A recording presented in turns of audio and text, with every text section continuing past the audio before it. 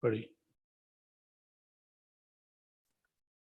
Good evening, everyone, and welcome to tonight's Planning Committee meeting. My name is Councillor Tariq Mahmood, and I'll be chairing this meeting tonight. To my right-hand side, I have Alex Jackson, who is the Council's Development Planning Manager. To my left, I have Tawheed Islam, who is Council's Senior Regeneration Lawyer, and Katie Sullivan, who is Democratic Services. I have decided to reorder tonight's agenda. So there being a registered speakers, 2 or 3 registered speakers there. So by looking at that, we will changing the order of the item. So item 7 in your agenda will go as a first item, which is High Lane Estate, Hobain.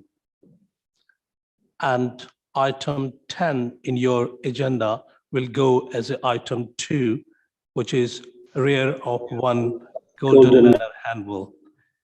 And item 8 will be as it was item 3, and item 9 will be item 4. So we are considering 4 planning applications tonight.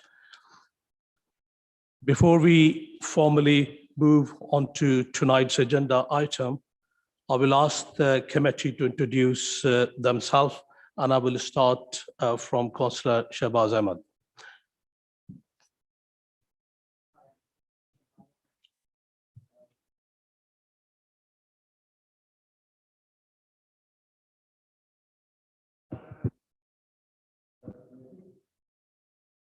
Which ward do you represent? Thank you, Shahbaz.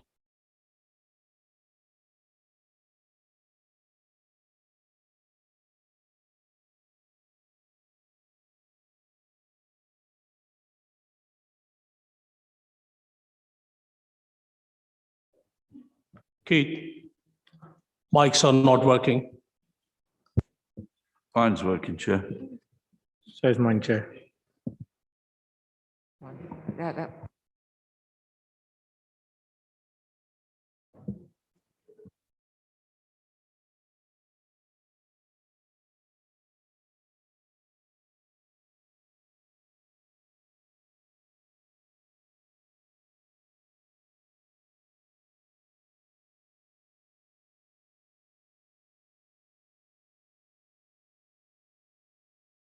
Councillor Gary Pasutil, Southfield Ward.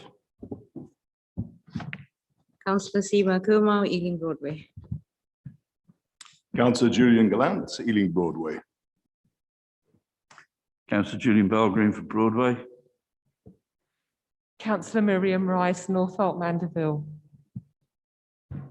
Councillor Karen Vedadwell, South of Broadway. Thank you very much, colleagues. So is there any apology for absence, Katie? There are none. Thank you, Chair. Well, any urgent item which I'm not aware about?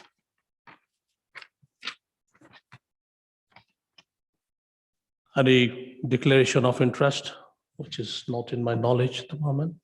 I just wanted to say, one of the objectives present here has written to me, and that's it, really. So. Thank you.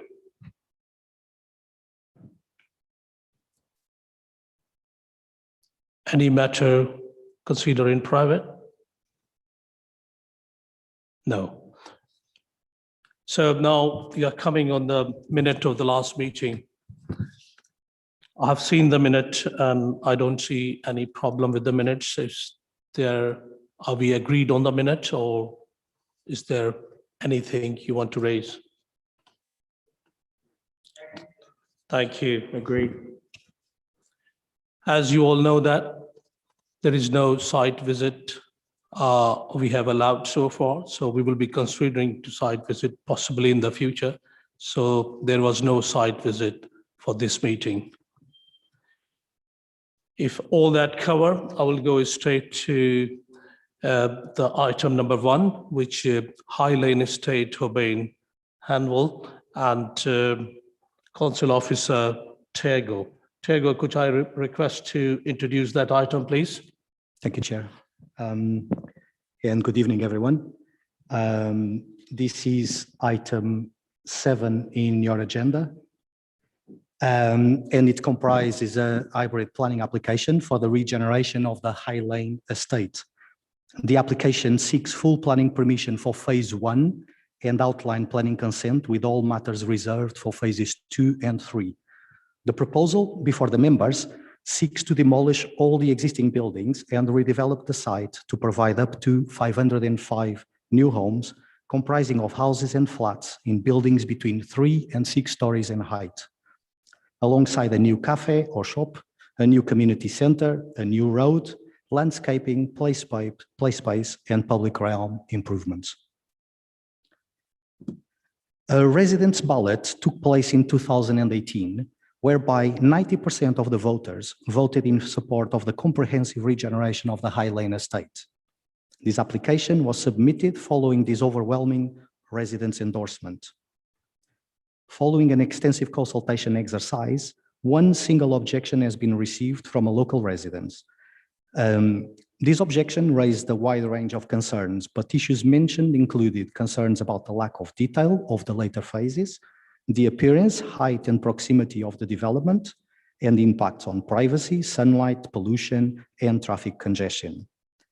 These matters have all been fully addressed in the committee report. The High Lane Estate is approximately 3.5 hectares, and the site is accessed via 2 cul-de-sac access roads, one from the east and the other from the west. Built in the 1960s, the estate comprises 8 residential blocks ranging from 3 to 4 stories in height. And as can be seen, this estate is in desperate need of investment. It suffers from physical and environmental deficiencies and social problems that have led to significant adverse effects on the quality of life of its residents. This includes buildings with poor sound and thermal insulation, resulting in homes being affected by cold, damp, and mold.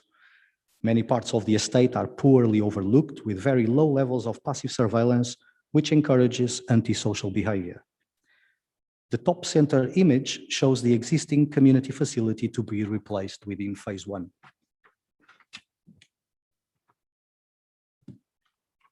The planning permission sought is for a delivery over a 5-year period. The development involves the decant of the existing residents and demolition of all existing homes. As can be seen in the illustrative master plan at the top, the regeneration is for a comprehensive redevelopment to provide a mix of 57 3-story terraced houses and 448 apartments, along with the community facility and the shop. A new energy center combining air source heat pumps and gas boilers for top-ups is proposed to serve the new blocks. Highway and access improvements are also proposed, including the provision of an east-west through route to be called New Avenue, and north-south pedestrian and cycle routes between the blocks. The proposed redevelopment will provide a net increase of 14 car parking spaces overall when compared to the existing site, but there will be a reduction in the parking ratio from approximately 0.72 to 0.42 spaces per dwelling. Statewide, the master plan proposes 50.6% private sale and 49.4% affordable housing on an habitable room basis. Across the 3 phases of the estate regeneration, on an habitable room basis, 94% are for genuinely affordable housing, with a 10-year split at 67% for social rent and 27% for LAR, or London Affordable Rent. The remaining 6% are for shared equity homes aimed at providing replacement homes for existing leaseholders. Within phase 1, which is the full element of the hybrid application, a total of 150 homes would be delivered, comprising 91 affordable homes, equating to 65% on an habitable room basis. Of the 91 affordable homes, 81 are social rent. 5 are London affordable rent, and another 5 are shared equity. On an habitable room basis, social rent and London affordable rent units comprise 95%, with the remaining 5% being provided as shared equity. The affordable housing offer has been reviewed by independent viability consultants, in this case DVS, the arm of the HMRC, VOA, appointed by the local planning authority, and it is strongly supported. The development aims to deliver 50% of the homes as family-sized homes, so 4 persons or more, and be tenure blind, with no distinguishable difference between the appearance of the various tenures of accommodation. The blocks in purple in the plan are all affordable tenure. The illustrative master plan demonstrates a possible way that the scheme can be delivered in accordance with the parameters and design specification documents. In terms of building spatial organization, I'm going to repeat that. In terms of buildings spatial organization, the development plots to the north of the site are designated as 3-story buildings to allow a back-to-back garden relationship with existing neighbors in Mayfield Road.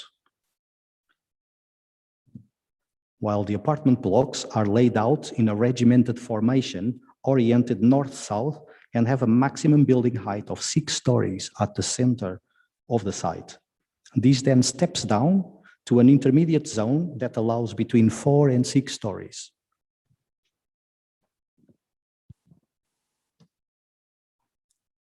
Any building south of this zone to be designed as no higher than 4 stories, adjacent to the southern boundaries.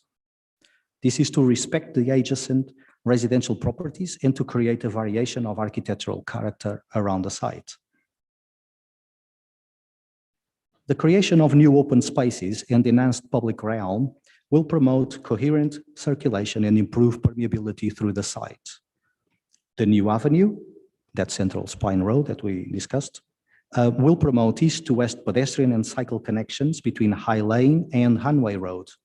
And a segregated pedestrian link, which includes an active trail, is proposed alongside the southern boundary, so at the bottom of the site.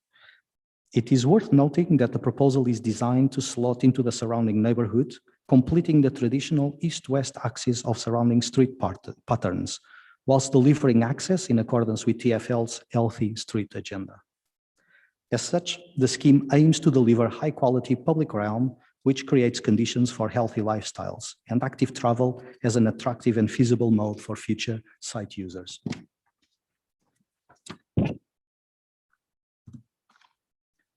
The parameter plans will regulate the development of phases 2 and 3. And amongst others, it includes the development plots parameter plan, which sets out development plots within the site and the parameters of tolerance available. But it also, more importantly, establishes the minimal critical distances between buildings and to boundaries to ensure that buildings keep reasonable distances between each other and neighboring buildings. The development heights parameter plan establishes a hierarchy of permitted heights and levels. Its purpose is to regulate the building heights and achieve the desired residential densities.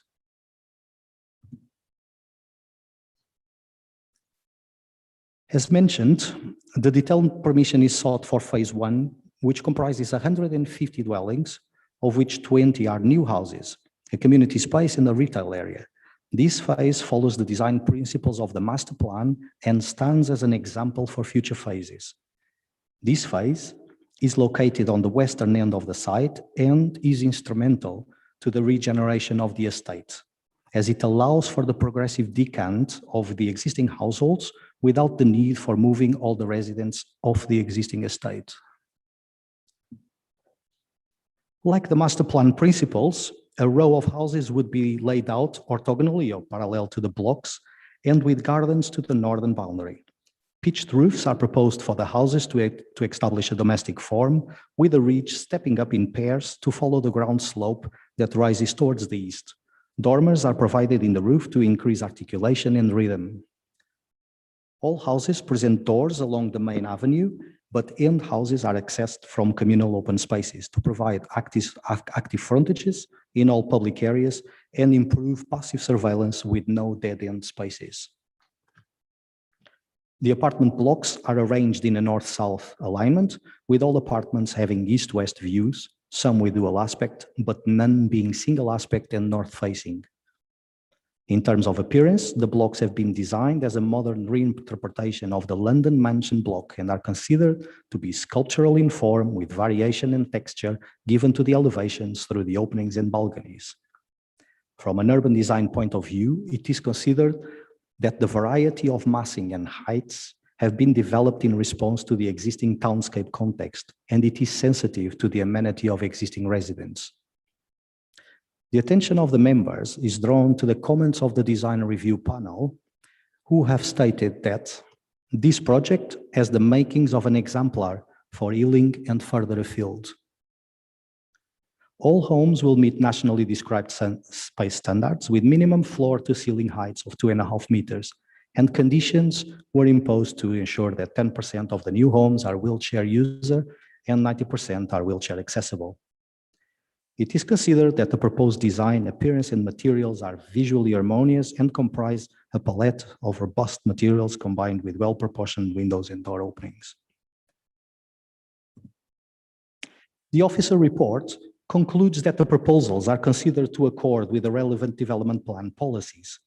In fact, as stated by the DRP panel, the scheme is considered to be exceptional in design terms and can be used to set out an example for development heights and spatial organization at similar sites across London. The draft section 106 heads of terms, the draft heads of terms have been agreed with the applicant and would secure a range of contributions to fund improvements to health, public open space, employment, active living and sports infrastructure, renewable energy, education, public transport improvements, and air quality. The legal agreement also secures the delivery of the much needed affordable housing, as well as car clubs, restrictions of parking permits for new residents, and a range of other measures that are required to mitigate the development proposals. Consultation has been conducted with the statutory consultees, including the GLA and TfL, who have provided their support for the proposals, subject to the conditions set out in the recommendation. To conclude, members are reminded of the 90% who voted in support of the comprehensive regeneration of the High Lane estate, and the recommendation to members is for the endorsement of this much-needed regeneration scheme, and to grant consent, subject to conditions, the completion of the legal agreement, following the positive responses from the relevant referral bodies. Chair, this finalizes my presentation. So thank you very much. Very happy to take questions after the speakers. Thank you. Thank you, Tiago. Thanks for your presentation, and thanks for coming, Mr. Stoke.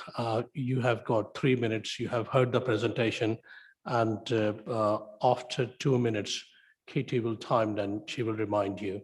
So please go ahead. Thank you, Chair.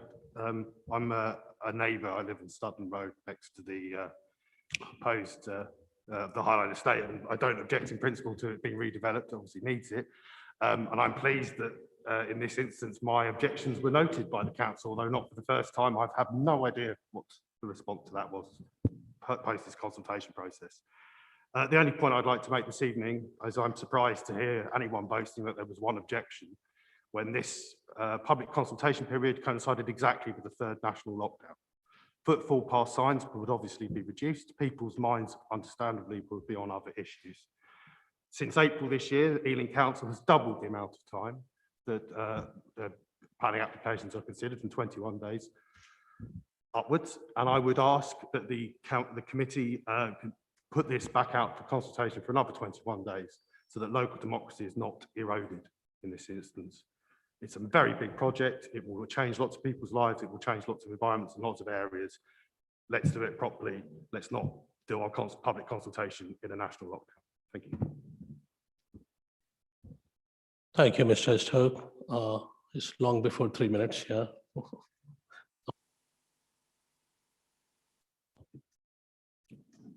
Sarah, call one, yeah. Would you like to say about your project? Yes, thank you. Thank you for the opportunity to address the committee.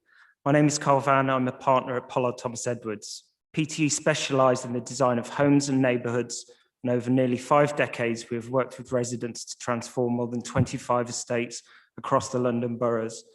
We have a long relationship with Ealing. Most recently, PTE have co-authored the Ealing Council Sustainable Development Guide that will be published later this year. PTE were commissioned as architects for the High Lane estate in 2016, and I can confidently say that the design before you today is the result of one of the most comprehensive and collaborative design and engagement programs we have been involved in, and as a result, one of which we are very proud of the work to date. The existing High Lane estate suffers from numerous issues which are characteristic of local authority estates from this era, and the existing arrangement does not take advantage of the huge potential this location and this community could enjoy.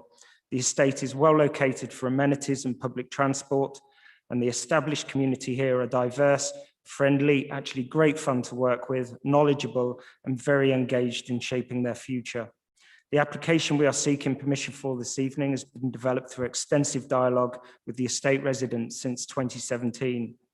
Alongside this, a dedicated website and larger exhibition events were held for neighbours and the wider community to view design progress and comment on proposals throughout. PTE are fortunate to have been part of an excellent development and design team and have appreciated the iterative design approach with Ealing officers, the GLA and TfL. The proposal presented here provides the following: 505 new tenure-blind homes, of which 50% will be affordable, highly insulated buildings with renewables reducing carbon impact and residents' utility bills, a landscape which enhances biodiversity and keeps the existing valuable trees alongside new native tree planting, a high-quality public realm which promotes active travel, is knitted into the surrounding neighbourhood and has usable and recognisable spaces, streets with front doors, safe and inviting open spaces that are playable, varied in character, but easy to maintain, a new community cafe or shop and dedicated community centre, a mix of family houses and apartments arranged to be sensitive to neighbouring properties. Homes are designed to NDSS space standards, all have a balcony or a garden and are planned to get good daylight and aspect. 30 seconds remaining. That's fine, thank you. The architectural approach responds to a detailed analysis of the surrounding character and is influenced by the West London mansion block typology. The approach is polite, street-scaled, and utilises traditional and familiar materials. In conclusion, when this proposal was assessed by Ealing's independent design review panel, they commended the design approach and noted that this project has the makings of an exemplar for Ealing and further afield. Thank you.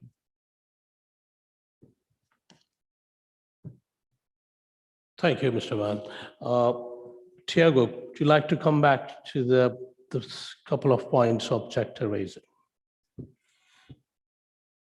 I believe the key issue of the objector is in relation to the lack of consultation or perceived lack of consultation.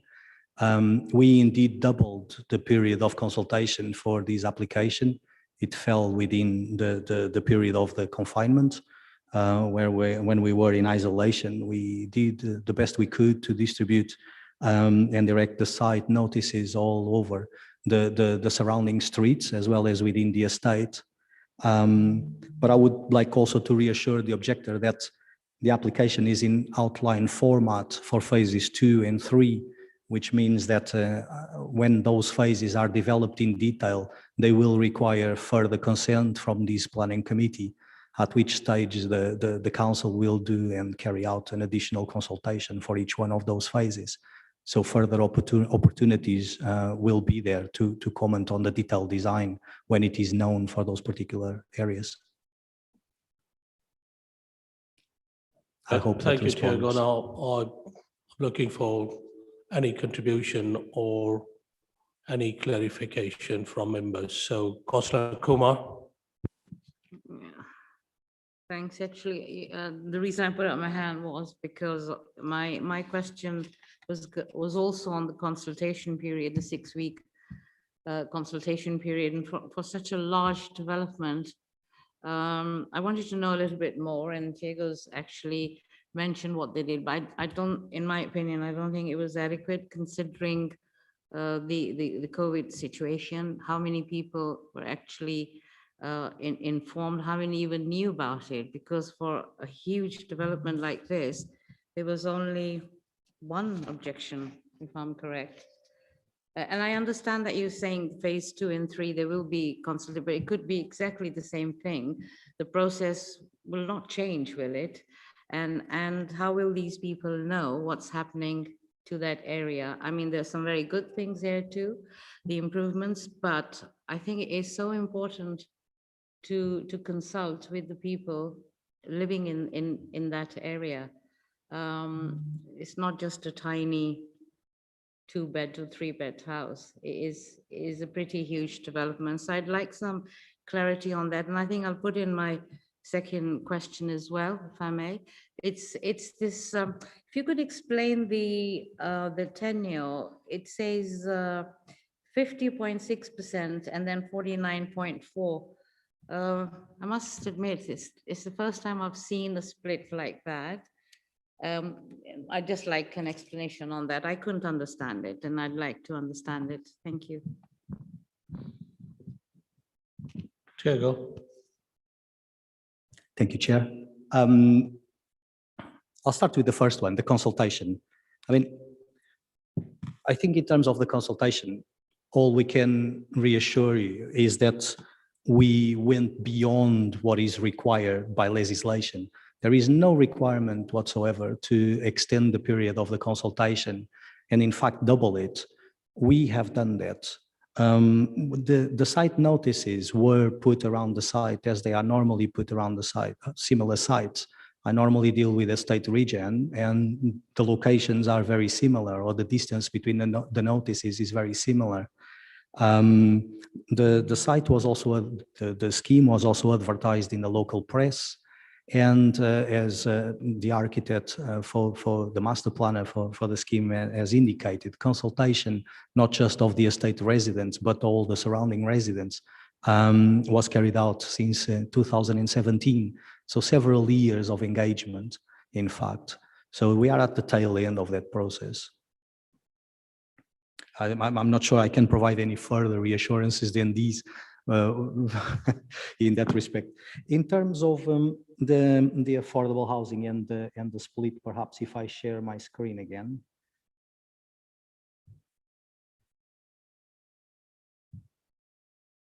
Hope you can bear with me just a second. I was just going to add a little bit more about the consultation. As part of the planning application, the statutory consultation was initiated in January of this year. As you may be aware from other discussion points on this issue, we normally take in any comments that are received up until the time that a planning application decision is made. So effectively, we've had quite an extensive period of time in which to consider any comments that anyone wishes to make. And I think it's probably quite fair to say that because of the previous consultations, as the proposals were being evolved, there's been quite a lot of consultation before the formal planning application consultation. So there may well have been a little bit of consultation fatigue. But I think that it does demonstrate there's been a number of consultation exercises over a number of years in relation to the residents. Okay. Yes, Diego. Councillor, you also mentioned that it was unusual to receive a small number of objections to this kind of applications. I was at this committee in May, and at that time we had also one phase for an estate region, and we didn't have an objection. We only had one letter of support. I think the council does quite well in terms of its estate regeneration program, and we go a long way in terms of addressing the concerns of the residents, to listen to them and try to address their concerns. Perhaps that's the reason why we don't get as many objections to estate regeneration. I really hope it continues that way. In terms of the affordable housing, you were asking about the split and the unusual. Is it the unusual high level of affordable housing in this instance? I mean, the 50-50% split notionally is a requirement of the council policy. Being a council-led project, we do our best to deliver on our aims and objectives. Therefore, we are trying to deliver the 50% on an habitable room basis. In terms of the split of the affordable housing, which is slightly unusual in that the generally affordable housing, the levels of generally affordable housing are unusually high. It's the merit of the application, really. There is no great desire to bring other intermediate forms of intermediate products of affordable housing to within this estate. It is considered that it is necessary to meet the requirements of the existing residents and rehouse them within the estate. That will take quite a lot of the generally affordable housing. And there is a need to meet only the existing the provision of homes for the existing leaseholders, hence the shared equity homes.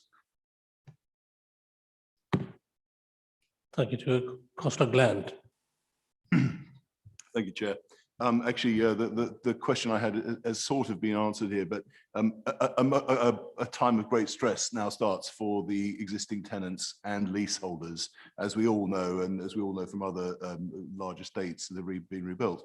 Can you go into a bit more detail about the arrangements for them and to make sure that you are really in genuine dialogue to avoid the kind of problems that have happened in other parts of Ealing? The other question is, obviously, a great deal of thought goes into the build, to the layouts and so on, but the interior fittings tend to be left behind. And can you give an assurance that the highest quality interior fittings are going to be used, and with particular reference to lifts, please? Sure, Councillor. Thank you for the questions. In terms of the decanting, the council regeneration program objective is to ensure that all existing residents can be rehoused within the estate if they wish to do so, and also to try to make sure that they only are rehoused one time. So only one time they have to move to the houses. That poses an incredible logistical problem in terms of moving people around as little as possible. If I go to the next slide, we can see that the phase one has an even higher level of affordable housing. That is exactly to assist with that decanting program and ensure that residents in the future phases can come into phase one. So it's the phase one residents that will probably suffer that brunt of having to move away from the estate and have a two-step program of rehousing. But it's the best that can be done in these circumstances.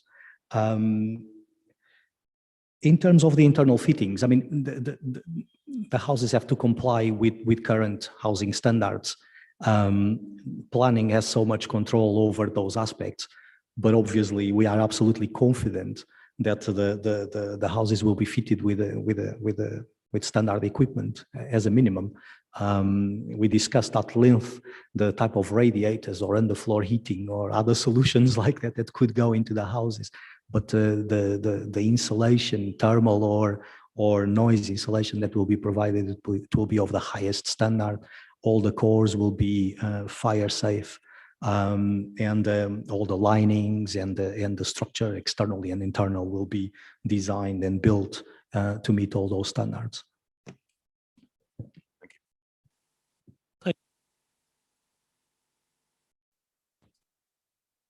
Yeah, I'm not going to labour the point on consultation. I think that's already been mentioned. Just it's a simple question about I'm not really good on statistics, so I'm trying to work out there are currently 213 homes rented by council tenants on the estate, and then later on it says the new development will have 67% social rent. So 67% of 505 is about 375, I think. So am I right that that's a general sort of uplift in the number of socially rented flats? That is correct, Councillor. There is an uplift in the level of affordable housing within the estate. Plus, there will be a proper community mix of different classes with the introduction of new tenure types within the estate. Okay, and this is, it's basically because we are able to sort of put more density on the land. Exactly. So by organizing the space better, we can occupy it better and provide better amenities to future residents and existing residents. Thank you, Chair. Councillor Rice. Thank you, Chair. Right, so in the report, it does talk about the dust emission magnitudes are likely to be large for demolition, earthworks, construction, and track out activities. So we do actually understand that demolishing the existing estate is going to create a lot of issues with dust, never mind all the noise and everything else that might be involved. So in order to, I've been thinking about that is because I'm involved in some casework at the moment where just a one-story building created enough dust to cover the back gardens of the neighbouring properties in a film of dust and cover the windows and cause a huge amount of upset. And these residents that I'm dealing with at the moment, they've got enough problems when it comes to vibration and noise from building, never mind the fact they've had to deal with all this dust and everything else as well, and all the related health issues that do concern people. So I know that there is here that we have got a air quality and dust management plan. That is one of the conditions that's in there.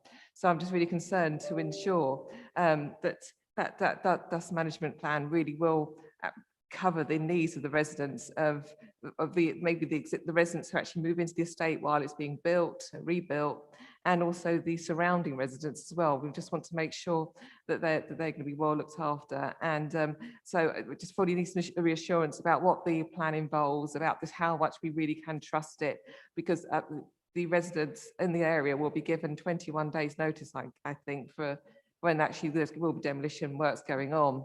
I mean, it would be very just helpful if we ensure as well that everybody gets an opportunity to find out what's going on, what the implications are, what they can do about it, how they can be in touch with the council about the issues that come up. I mean, not just us, when it comes to vibration, noise, all these issues, who to speak to. And it'd be a good idea as well. Could we just make sure, please, that the councillors for that ward are very well briefed as well, because that'd be very helpful, because they're going to have to be there right from the start in order to look after residents who may suffer the effects, these environmental effects, and will potentially have concerns when it comes to health. I mean, this is going to be an issue that's going to go on over a number of years, so there will be health concerns as well. Never mind the irritation and the mental health that might spring from it as well. So, thank you. Yes, Chair. Thank you, Chair. Thank you, Councillor. I mean, it's undoubtedly one of the key issues on these multi-phased schemes is definitely the impact when we have residents already living within the estate, and how to manage or organize the works in such a manner that doesn't impact on those residents who are normally the closest to the demolition and construction works, as well as the neighbors in the immediate surrounding area. I was trying to flick through the conditions. I'm sure there is a requirement for a construction management plan that will require the submission of all those details. However, I would like to reassure the councillor that we are learning from past experiences, and we are being a lot more careful with the information that is provided with these construction management plans, and we are requiring that aside from the normal mud washing, wheel washing facilities and these kind of things, we are now requiring cannons, water cannons to suppress the dust if the demolition is indeed involving very tall buildings, or it's occurring in periods of dry weather like now. We will ask for dust filtering nets be provided alongside the phase affected. But the suggestion of contacting the councillors is very good. And my suggestion is that we actually add an informative to the decision notice, requiring the applicant to get in touch with the ward councillors and inform when these works are likely to occur. In terms of the communication flows, I mean, that's the most important thing, is not just the fact that you're suffering or trying to mitigate these impacts. It's knowing when these works are likely to finish, when they are likely to start, how long it will take. You can plan a weekend away if they are too much for you.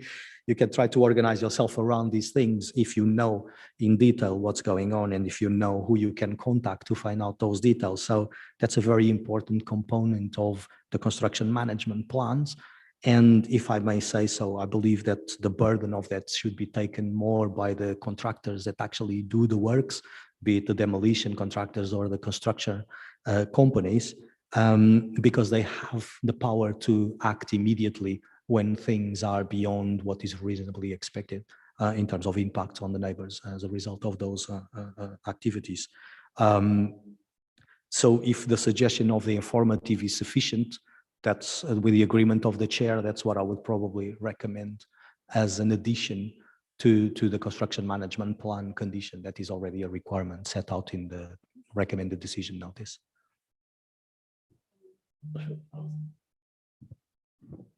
I was going to suggest that you might also want to suggest an amendment to the condition to include that as well, just to beef up what would be required as part of the management plan, just to ensure that it happens. Sorry, just for clarity, instead of the informative, we'll do the condition. Yeah, I'm happy with that. Thank you, Diego. Thank you. Councillor Basuto. Thank you, Chair. My first question was kind of answered by Chris Summers, but just to clarify, so there's 213 council tenants now. When all phases are complete, there'll be a net increase in social rent homes. That's the first question, just to clarify that. The second one is about the heat pumps. Is the heat pumps part of a communal energy system of which residents have to purchase their heating and hot water from, and therefore have no option of changing energy provider if they wish to do so? Thank you, Chair. Thank you, Diego. Thank you, Councillor. I mean, I can do those calculations if you want, but I think all the details of the affordable housing provision are in the report. So if we are going to the matters of detail, if you don't mind, I think it's all set out there. If there is a specific problem with the way the information was presented, I'm happy to revisit, but the details are there. In terms of the heat pumps, I fear that that is the idea, really. The intention is that to be of benefit to everyone, the energy center will have to have a critical mass of clients that will be using that hot water. Otherwise, you'll have a very large piece of equipment operating and serving very little people, which is terrible for the actual operation of the equipment and also the costs of running it. The idea is that by using, I mean, I didn't mention in my presentation, but again, I think the report mentions the heat pumps will be powered in great part by the photovoltaics that will be provided on the flat roofs of the blocks. So that's a renewable source of energy that has no cost for the residents. The estimate is that these heat pumps will provide for a very substantial, well, it will meet a substantial part of the needs of the hot water requirements for the residents. So the expectation is that, albeit they are bound to utilize and be sourced by one single provider, the reality is that those costs should be very low. Sorry, can I just come back, Chair? It's just for future reference in terms of when you mention, say, 213 council homes, that's units. It'd be helpful in future, and this goes for every officer, if the report mentions like-for-like units, not in terms of habitable rooms, not in terms of percentages. If there's going to be 213 council homes now, there's going to be 250 council homes built with all the phases when it's finished, then that'd be more helpful in us to compare. And then we'll have to have this protracted discussion about the tenure of the development. Thank you. I mean, that's a very valid point. I agree. But there is a very valid reason why we use habitable rooms rather than units, because there isn't a possible like-for-like comparison when we are looking at these estates from the 60s and 70s. They normally include very small units of 1 bed, studios, 2 beds at most. At the moment, we are trying to provide as much family-sized housing as possible. So if we were comparing units, we probably don't achieve as much, and it doesn't demonstrate what the council is actually achieving in terms of providing for a housing need that is not being met elsewhere. Private developers rely a lot on much smaller houses in terms of typology. So we aim to deliver, in this particular case, 50% of the units as family-sized housing. The vast majority of those will be the affordable units. So it's only possible to make a proper comparison on an habitable room basis. But talking about habitable rooms on an executive summary doesn't make sense. So apologies. I appreciate that it may cause a slight confusion, but it's the only measure possible to compare apples with apples here. Thank you. Thank you, Diego. But the last contribution, Councillor Martin.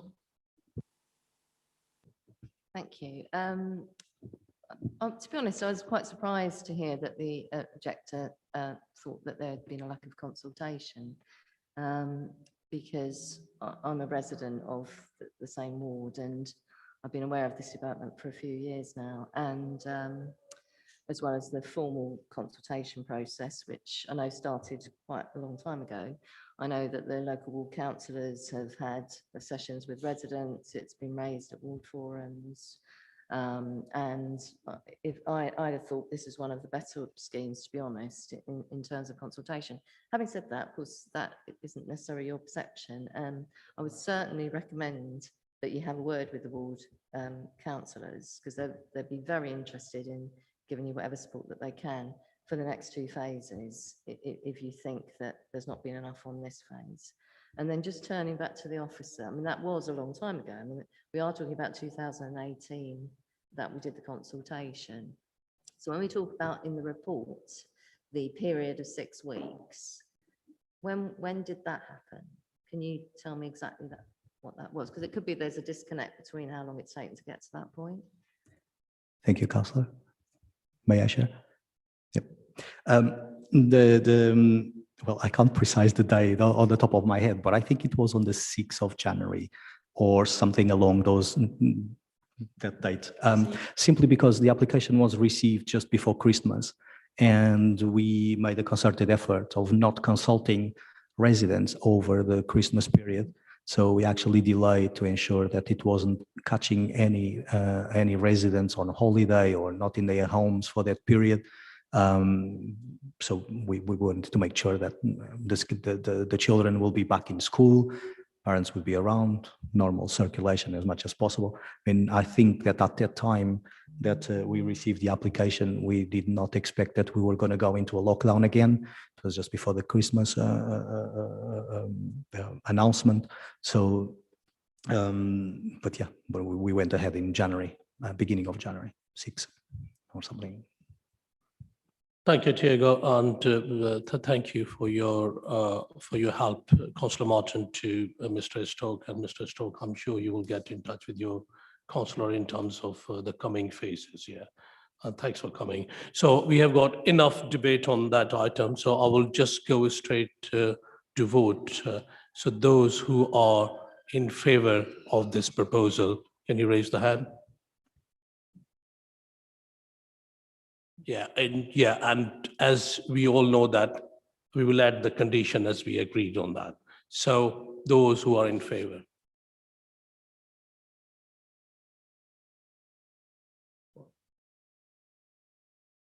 Against? Abstain? That application has been approved. Thank you. Thank you very much. Yeah, thank you, Mr. Stoke. So the next item is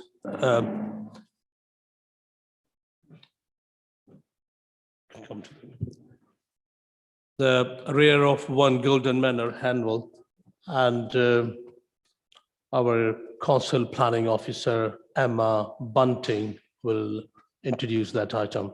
Emma, if you are ready, whenever you are ready. Thank you, Chair.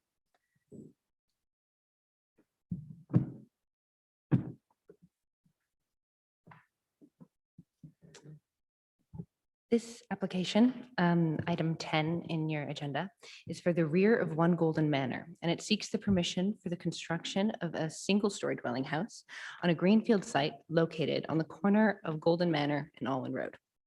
The proposal is supported by planning policy, and as such, it is recommended for approval, subject to conditions, a Section 106 agreement, and a community infrastructure levy payment. I'll first review the context of the site, then briefly go over a few key points in its planning history, and I'll end with an explanation of how the proposal acceptably addresses planning policy. So to start, the site was originally used as the rear and side garden of 1 Golden Manor, which has a principal frontage on Alwyn Road. There is now a fence that separates 1 Golden Manor from the application site. The surrounding character is principally suburban residential with a dominant 2-story semi-detached typology. However, there are a few single-story houses in the street scene. Alwyn Road Park and Brent River Park face the site from the opposite side of Alwyn Road, and they are both designated metropolitan open land and public open space. These 2 images here show the site with the arrows indicating the direction the site photos were taken. The site itself is 170 square meters. It has a PTEL rating of 3 as it's 190 meters from Hanwell Station. It's within the southern half of the Hanwell Village Green Conservation Area, and the grade 1 listed viaduct is 40 meters to the south of the site. These 2 images here show the internal view of the site, again with the arrows indicating the direction that the photos were taken.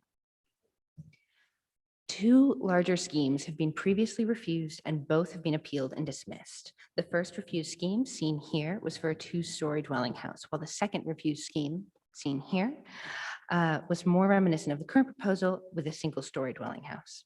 As described more fully in the report, the current proposal addresses the concerns of the previous refusals by first limiting the scale of the proposed dwelling house, resulting in more private amenity space.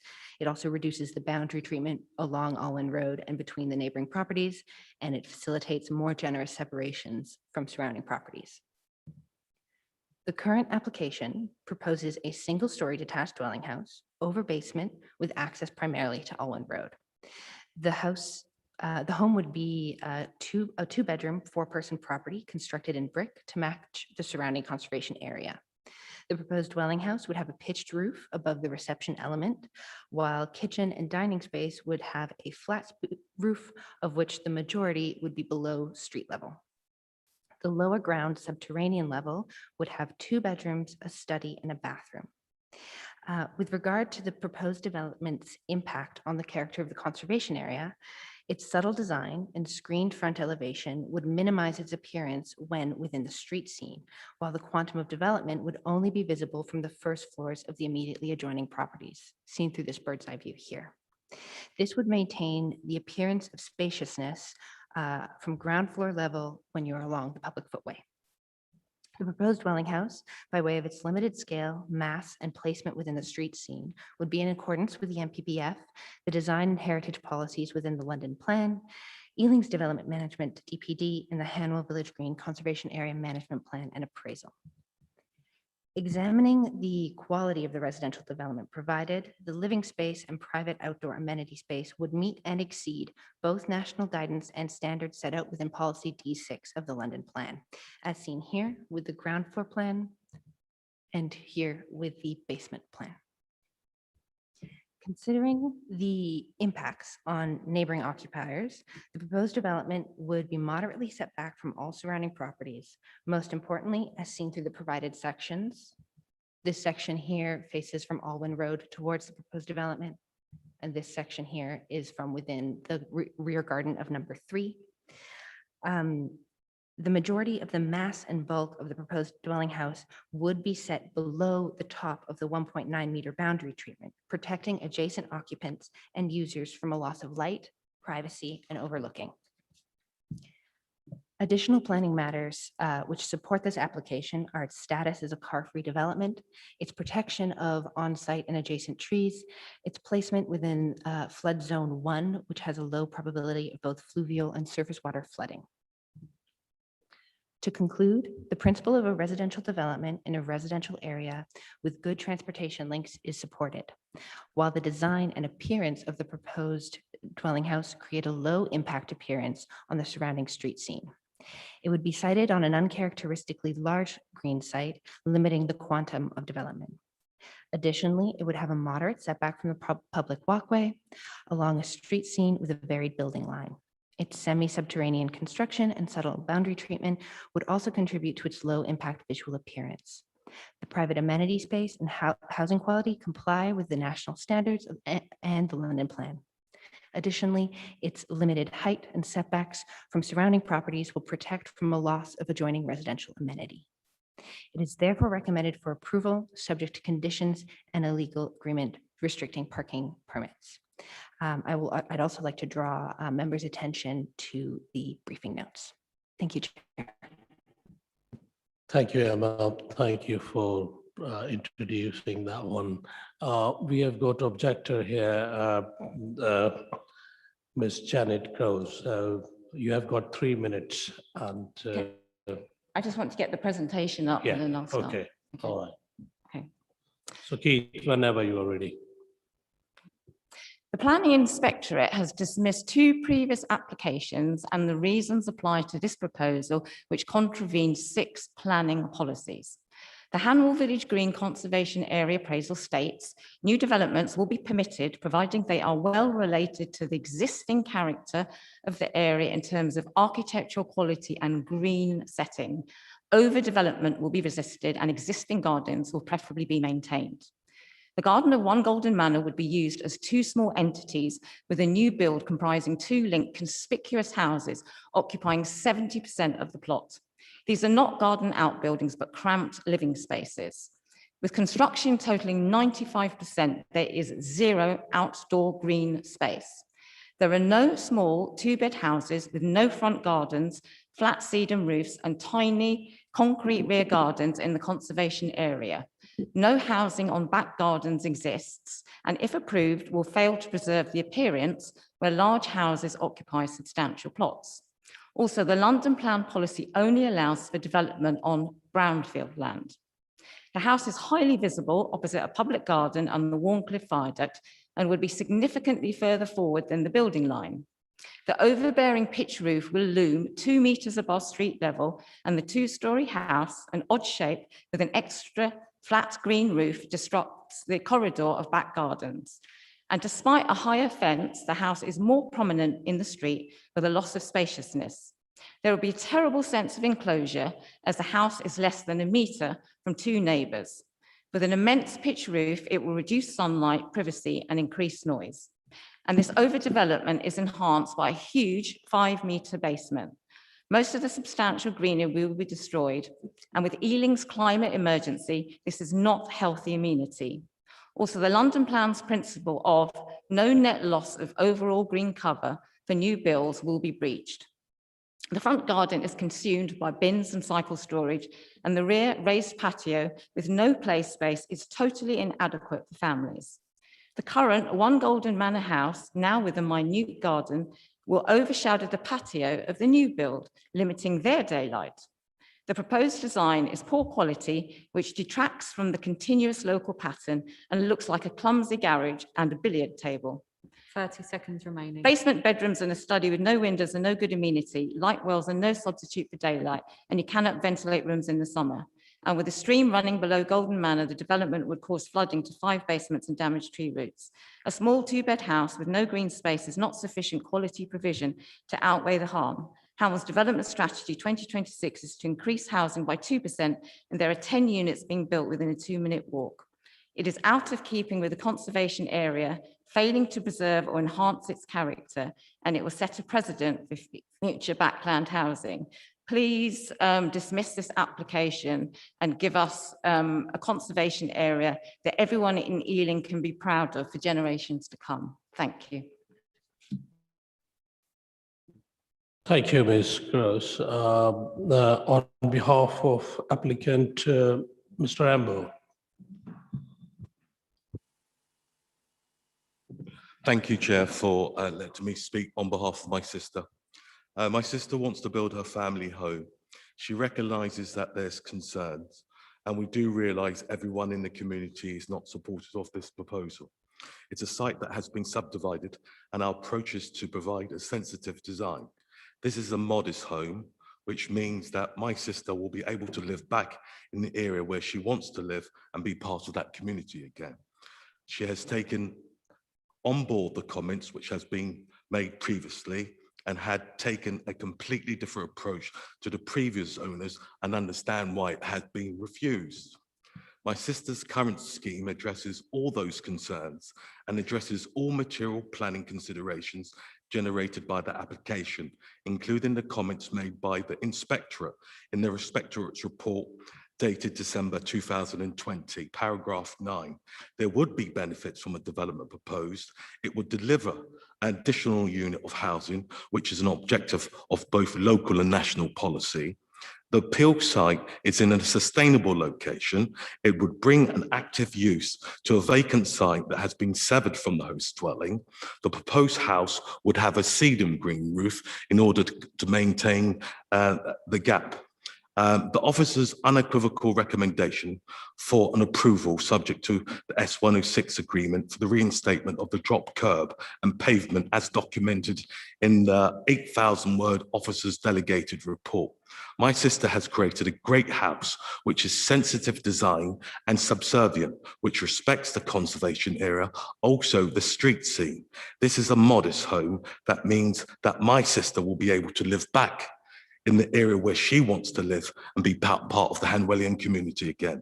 She has taken on board all the comments which has been previously made and has taken a complete different approach. The external amenity space is functional as such, circa 97 meters, which exceeds at the current standards and the local planning policies and meets all the inspectors' planning policies as well as the inspectorates. Furthermore, One Golden Manor has not objected to this development in any shape or form. On Alwyn Road is only 5 houses, and the long and short of it, it will make a positive contribution to this built-up street scene and maintain the gap and respect the conservation area as such. Thank you very much, Chair, for listening. Thank you, Mr. Amber. Emma, would you like to come back to the couple of points raised by Ms. Grove? Yes, I'll just, I would like to direct the members to the briefing note.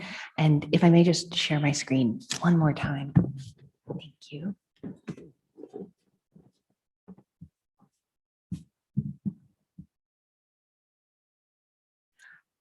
Yeah, so I just want to highlight a few key points, which Mr. Amber also highlighted.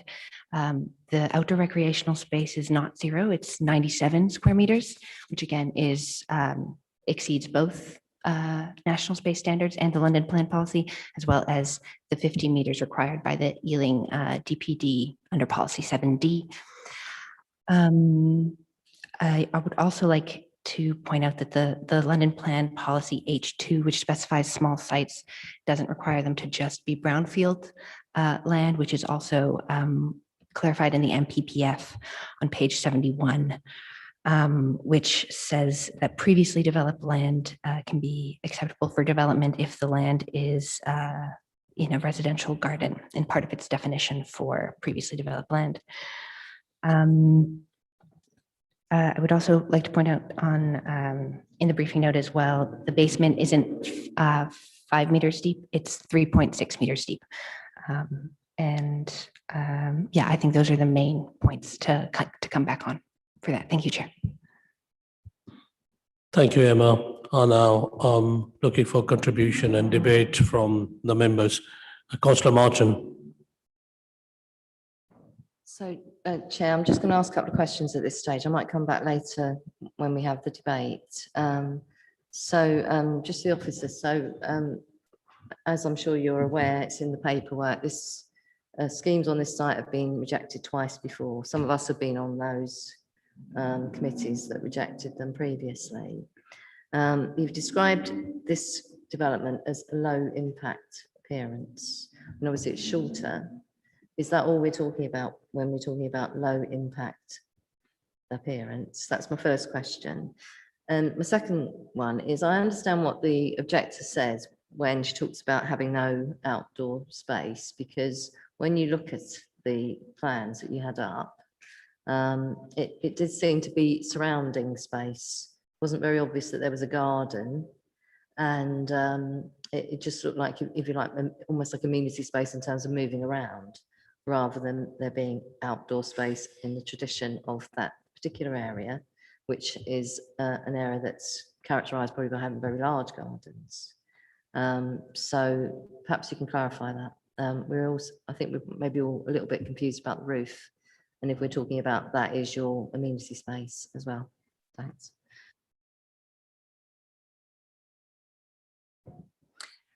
Okay, so the first point on low impact appearance. In this case, the previous appeal decision is actually really helpful in breaking down what exactly low impact appearance looks like and can be quantified by. So if we go to, in the appeal decision, I believe it's points 7 and 8. So this is on page 36 of the draft report. Very sorry for flipping through all these pages. Yes, in the, not in the briefing notes, in the actual report. So the inspectorate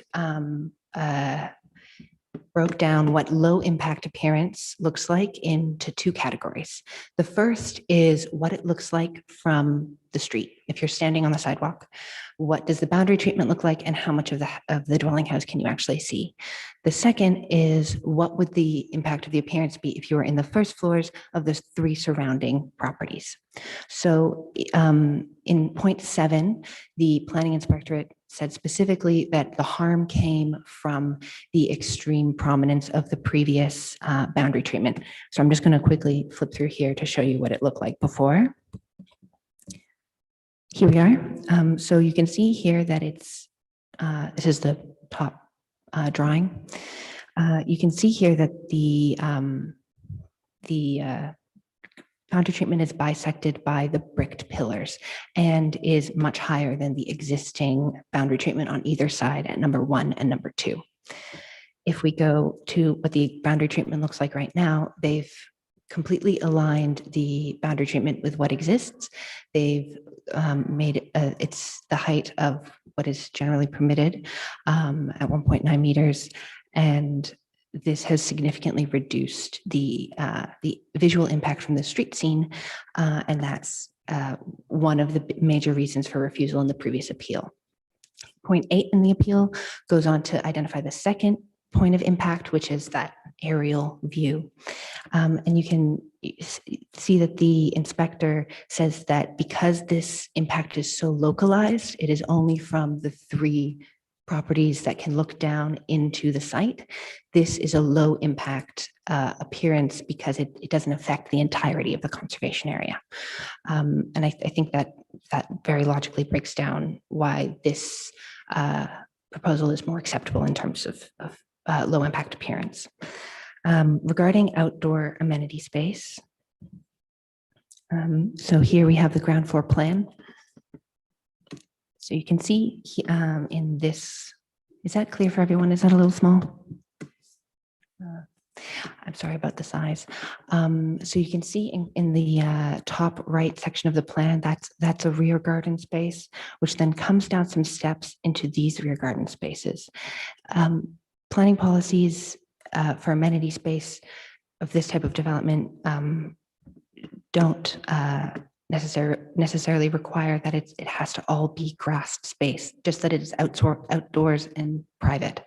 So in this sense, it does meet planning policy requirements as such. And also, yeah, the roof doesn't count as outdoor amenity space. That's it. Yeah, thank you, Emma, and we'll come back to the debate, yeah. Also, if there is no other clarification, Councillor Basutil, please. Thank you, Chair. We've been here before, haven't we? Which some of you may remember, and the object has already confirmed that there's been 2 applications before on this. It's a back garden. That's the size of the plot of land. I remember that from the site visit we've done previously in previous applications. We established then it wasn't that big, and it's not going to change in size at all. It is a rabbit hutch of a piece of land. There's not really much you can do with it. But I do have a question though, is what is the meterage between the proposed dwelling and the house next door to the left? Yes, Emma. The house next door to the left on this drawing specifically, right? Okay, so that is number 2, Alwyn Road, and the separation to the boundary line is 1.6 meters, and then the separation from the boundary line to the adjoining house is also 1.6 meters. So yeah, that is. Chair, isn't the recommended meterage between facade to facade of a dwelling about 17, 18 meters? Alex, could you clarify that facade to facade distance? The reference to the 17 or beyond distance is usually in relation to facing windows. But obviously in this particular case, because the building is sat primarily below the ground level, that sort of reference to facing windows wouldn't necessarily be logical. And of course, you have to also factor in the existence of boundary treatments between properties, which of course is another indication of whether there would be any impact. So it is a measurement that you use, but it's normally applied to facing windows above ground floor level between buildings. Thank you, Alex. So Glenn? Thank you, Chair.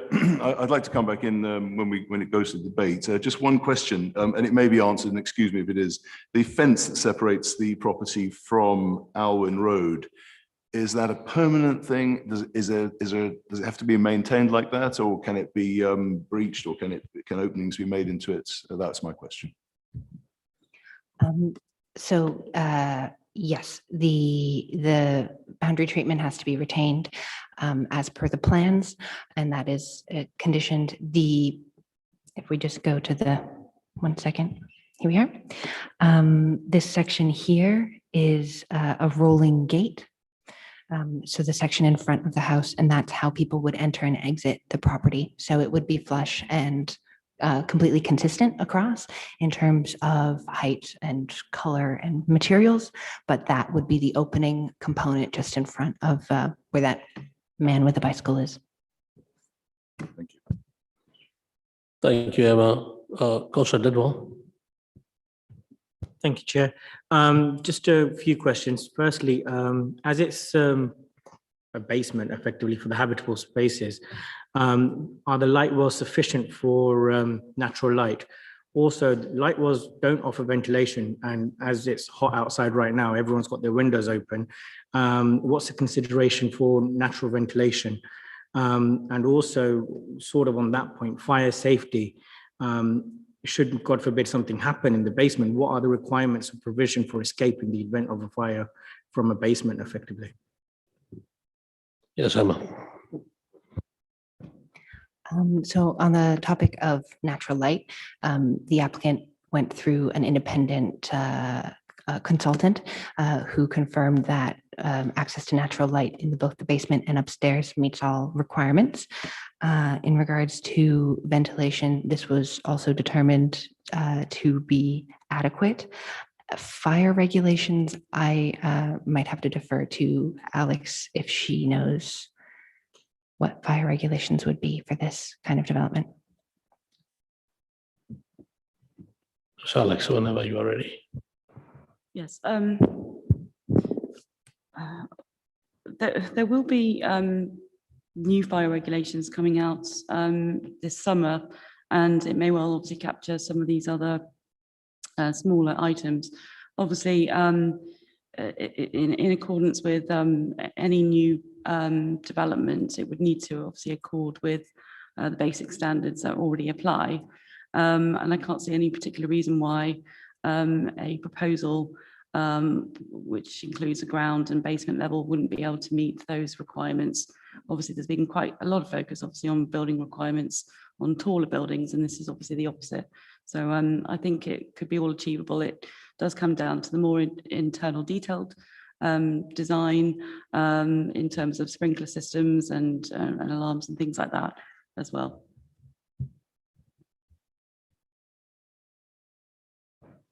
Thank you, Alex. Thanks for clarification. Yeah. So Councillor Kumar. Thank you. I know you've mentioned the conservation area bit, and from what I heard, you've said that this, is not harmful to the conservation area. But I mean, I'm just looking at it as setting the precedence for backland housing. So, is that not one of the issues that needs to be looked at? And the lack of, green space, even if it's a small house, the whole emphasis now is on outdoor space, sort of green. And I feel that, with no green space, it's not really quality provision or sufficient housing. Maybe you could address that in a little bit more detail. Thank you. Yes, to specifically address the concern about precedent setting for backland housing, that is a very real and valid concern. There are specific and individual contexts within this site that make it very different from a context that allows it to be acceptable. So I just want to return to the Google Maps image here. So we can see the site in the bottom center there, that gap. And you can see that it has the majority of the frontage of the site is onto Allen Road. So while it is also a backland site, it also has a principal frontage onto a road. You can see the other gardens here coming north up from the site are about half the size of the site that is currently has the proposal within it. And this is another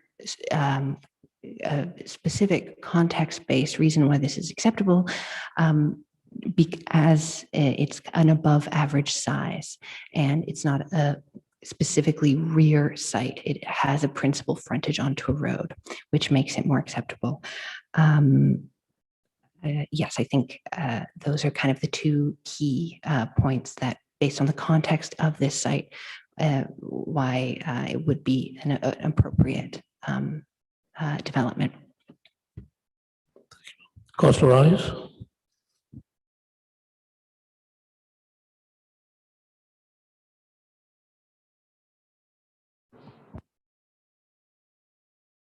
Okay, I'll try and speak. But there isn't a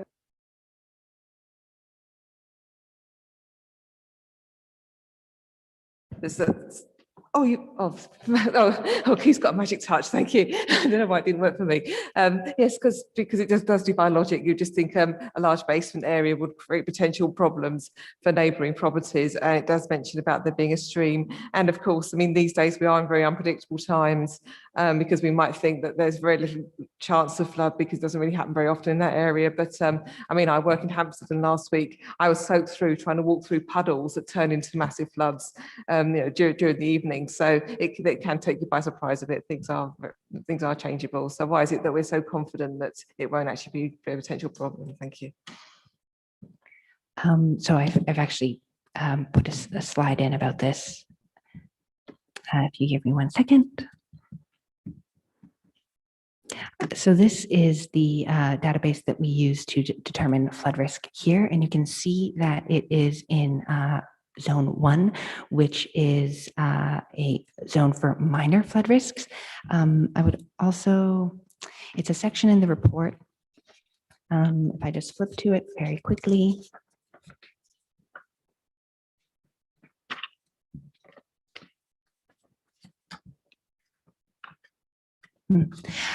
So just to quantify what Zone 1 means, it's a low probability of flood risk in which there is less than 1 in 1,000 annual probability of river or fluvial flooding. It's also not within, the site is also not within a critical drainage area, and the Environment Agency, I'm just going to switch here, identifies it as having a very low susceptibility to surface water flooding. So this is the other database that we use, which shows fluvial and tidal flooding, and here shows the low susceptibility of groundwater flooding. So these are the resources that we look at. We also consult with our flood risk officer, and he was not overly concerned with this specific application in terms of how deep the basement was, how large the basement site was, and its placement within all of these low risk zones. So that's the basis for the assessment. Thank you, Emma. If there is no more clarification, now Chris, Councillor Summers. Yeah, it's perhaps a stupid question, but I just wanted a clarification on the green roof. That's not considered a part of the garden? Would there be any access to it? I mean, on a day like today, somebody might be tempted to climb up there and sunbathe. I just wondered if that was a condition that it wasn't. There is a condition. I'm not sure which number it is right now. I'm just going to do a quick scan.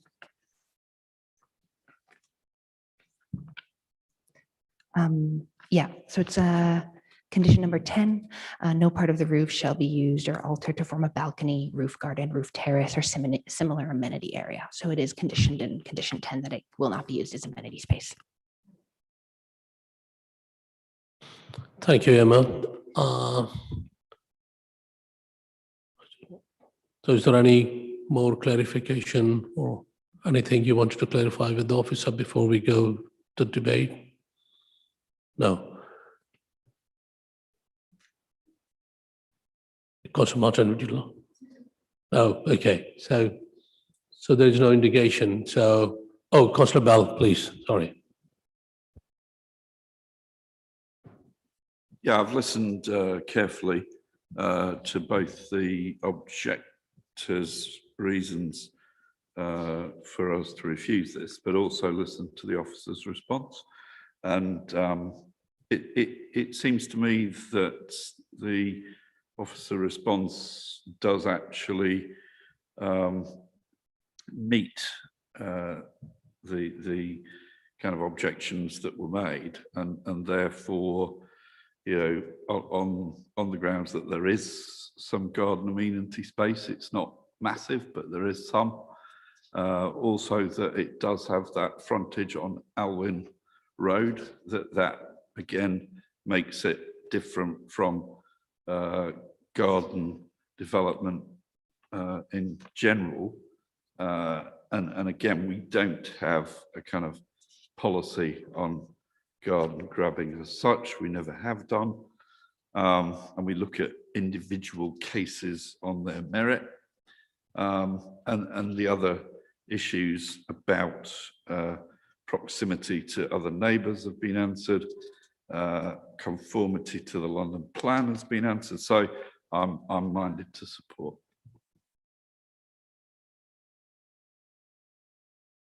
Thank you, Councillor Bell. Yeah, Councillor Martin. Thank you. Well, unfortunately, I'm taking a contrary view to Councillor Bell, and I do have concerns about the development. Appreciate what the officer said about low impact appearance, but to me, it does have an impact. It has an impact on the conservation area. It's quite out of character to the rest of the local area, which is very much characterised by large houses, large gardens, setback houses. It's on quite a prominent corner, which is, as mentioned in the report, close to the viaduct. And to me, I think it is harmful to the nature of the conservation area. I am concerned about garden grabbing, and I think we should always be concerned about that, because we've committed ourselves to fighting climate change and ensuring that we protect our green spaces. And I'm not comfortable about supporting something that involves losing some of that green space needlessly. So for those reasons, I won't be supporting this. Thank you, Councillor Martin. Councillor Glenn. Thank you, Chair. I've obviously we come to these with a very, very open mind, and thank the officer for answering all the concerns. But my concerns are still there, and they relate to heritage. The people who laid this out, our forefathers who laid this out, this land, really knew what they were doing, and they were very careful. And they were very careful not to put a property in that place. And that's for space, that's for light, that's for a number of reasons. Our children are not going to thank us for filling in every little tiny space with a property like this. It doesn't keep to the architectural character of the area, not at all. There are just no properties with flat roofs like that, as far as I understand it, around there. And even if you look at the entrance, if you look at the rolling gate, the fence with the rolling gate, I don't believe that feature itself is something that you see in that area at all. So for those reasons, it's for a heritage reason, and it's in a conservation area, I am minded to actually refuse this application. Thank you, Councillor Glenn. Councillor Summers. Yeah, I'm a bit torn, because I do generally like to support sort of modern type development, but I'm conscious of basically we're sort of almost negotiating with the planning inspector, and we've had 2 previous applications turned down, and now the applicant has sort of said, this is what I'm addressing from the latest appeal, and the planning department think he's met it. But there's one paragraph from the latest appeal decision where he said, the limited garden areas to the front and rear of the house would fail to provide meaningful separation, resulting in a cramped scale of development out of keeping with the wider character of the conservation area, where houses typically sit comfortably within their plots with spacious gardens. And I don't think this application, this latest iteration, addresses that at all, or can really, because there's not enough room. If you did, include the roof as a garden, a space where somebody could sit outside and relax, fair enough. But obviously, it's not considered that. We don't want it to be used as that. So I'm minded to vote against, I'm afraid.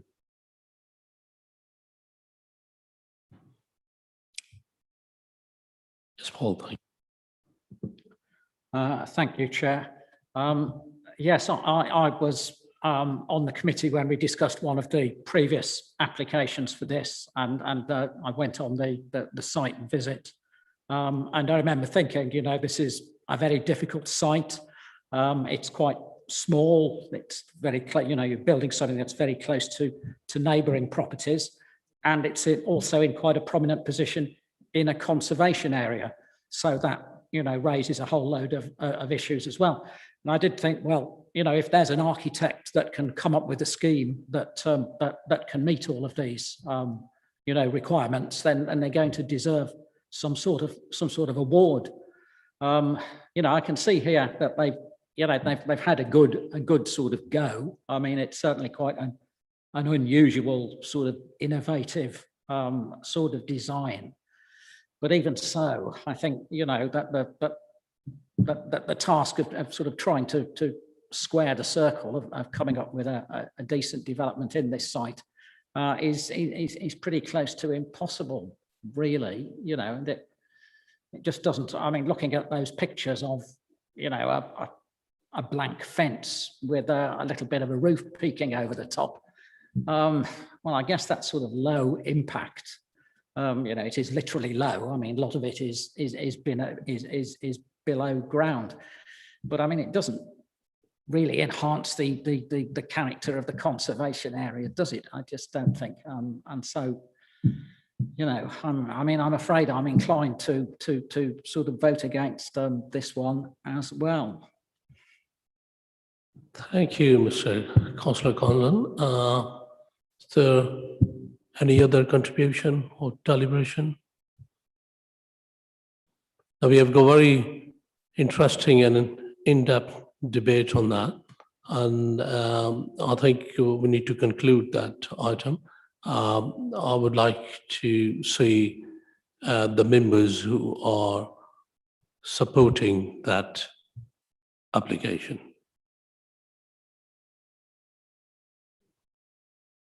Thank you. Against that application.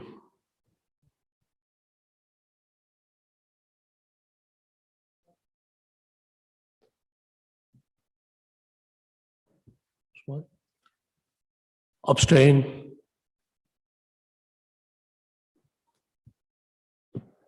So the application has been refused.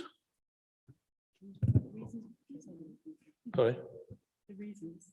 Yeah. So Chris, could you contribute the reason why? I think the reasons for refusal would be virtually word for word the last time, apart from possibly deleting the word height.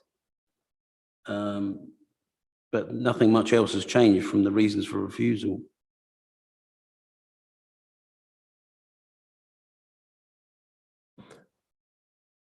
Because Martin, any other help in terms of?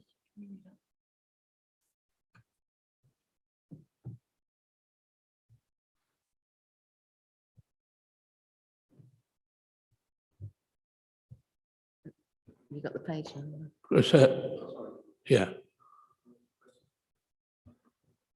Give Alex the page number. No. Everyone in this committee meeting were clear about the reasons for refusal. So just rather than just. So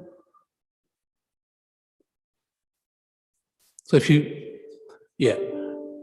so the reason of the refusal, and can we, if you conclude that decision, so can we just give this responsibility to? So I'm looking at the page 8 of 44. I'm not sure which one it is in the agenda. And you had the proposed residential development by virtue of its location, height, but we've that could be omitted. So location, form and relationship with its context would be out of character and harmful to the established pattern of development in the area and would be out of keeping with the character and appearance of the conservation area. So, yeah. And then the second one was in relation to the proposed development by virtue of its siting and height, would cause a significantly harmful sense of enclosure to the number 3 Golden Manor. I haven't heard anything around that being a particular reason for refusal. So am I interpreting that the main reasons for refusal are based on the reason number 1 that I just read out, minus height? Right, yeah. Sure. Councillor Martin, any? Yes, whether it's appropriate or not, I think a lot of us share the concern that it is garden grabbing, and that we are detracting from our green spaces rather than adding to them, and that is our concern as well. May not be quite as strong for the planning side, but that's part of it.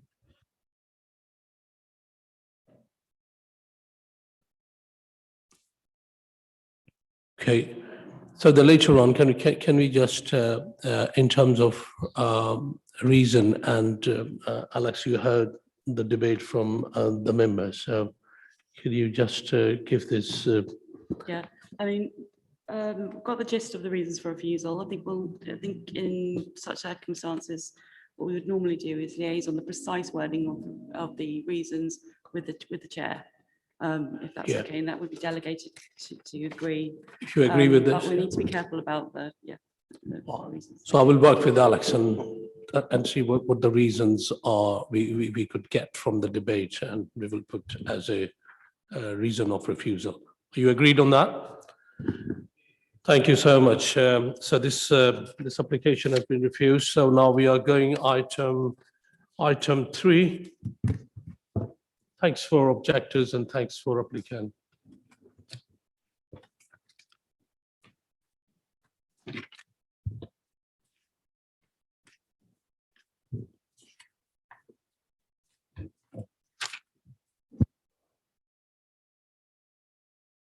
Yeah, that's the item is land and building to the rear of the Red Line public house, behind the house, High Street, Southall, and Council Officer Rohan Gram will introduce that item and it will go for debate.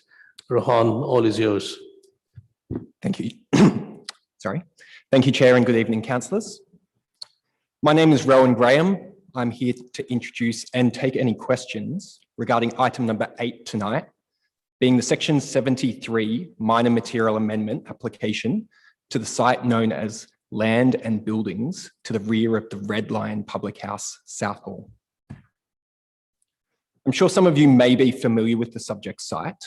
The site, as you can see outlined within the red image, outlined in red within the image above, is located to the northeast of Southall Railway Station and is located directly adjacent to Southall Park. The site is irregularly shaped and is primarily utilised as a hard stand car parking area. A single-storey shop occupies the northwest corner of the site with a frontage onto Southall High Street. The site is within the Southall Opportunity Area, as well as being within the Southall Town Centre. Importantly, the site forms part of the Southall Market development site, which is allocated for intensified development under Ealing's Development Sites DPD. The nearest residential properties are residences on Boyd Avenue to the southwest of the site and upper floor flats on the High Street to the northwest of the site. Vehicular access to the site is from 2 entrances off the High Street. However, it is proposed to close the entrance adjacent to the Red Lion pub to accommodate a 4-storey building.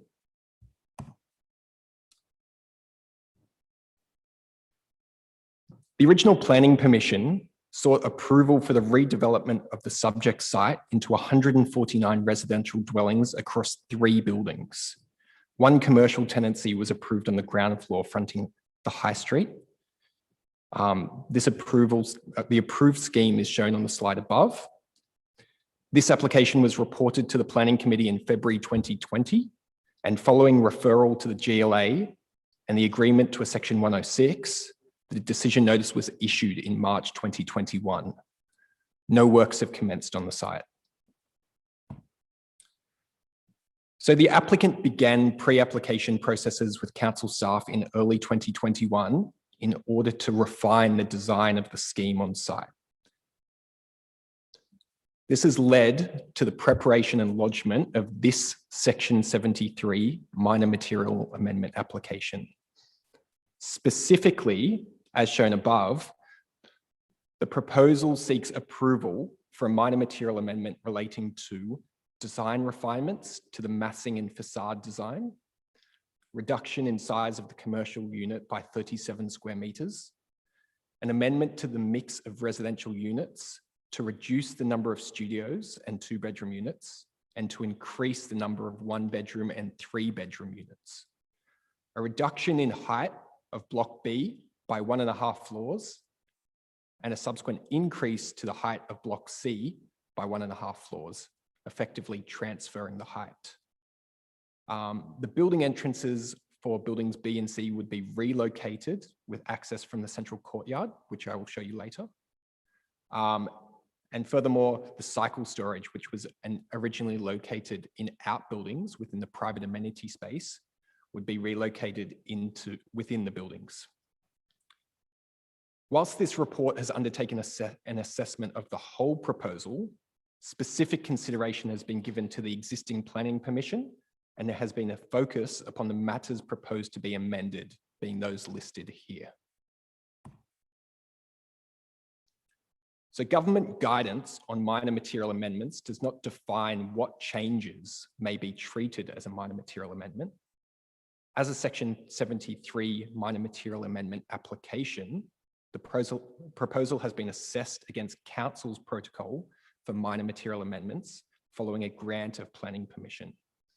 This assessment determined that whilst there are differing impacts from revised building heights, altered materiality, and changes to entrances and cycle storage, none are so materially harmful as to indicate that the application cannot reasonably be treated as a minor material amendment.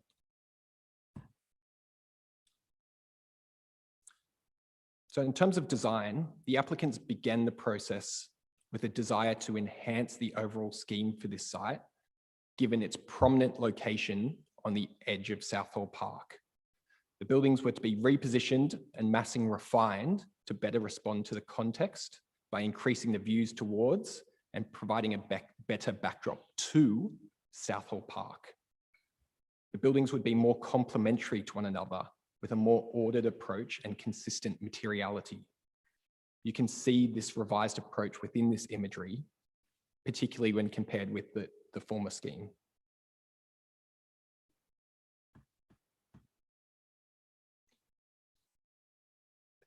The architect's aim within the revised materiality was to provide a calm, neutral backdrop to Southall Park that would highlight the colour palette visible within the landscape. This was considered to represent an improvement to the varied brick materiality approved previously. So again, here are just some imagery prepared by the architects that show, I guess, the massing and materiality proposed within this amended scheme.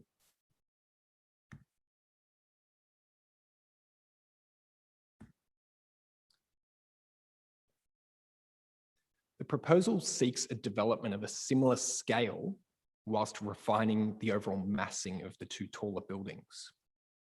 The smaller building, Block A, would remain 4 stories in height, sitting directly adjacent to the Red Line Public House.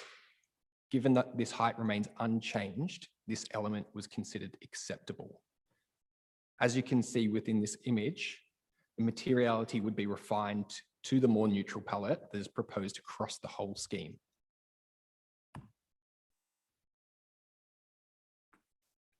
This massing imagery shows the massing diagrams of the existing against the proposed schemes. It is clear that the consented scheme formed a patchwork of textures, forms, and materials, whilst the revised massing has sought to address these aspects through the design of 2 buildings that sit more comfortably together. Blocks B and C have been altered in height, with Block C being increased in height from 12 stories to 14 stories, with the top half being stepped back to half of the floor plate, whilst Building B would be decreased from 15 stories down to 13 stories, again with the top floor being stepped back. This would effectively transfer 1.5 stories from Building B onto Building C and provide for 2 buildings of a similar height overall. It is noted that the maximum height of this site would be lower than that previously approved.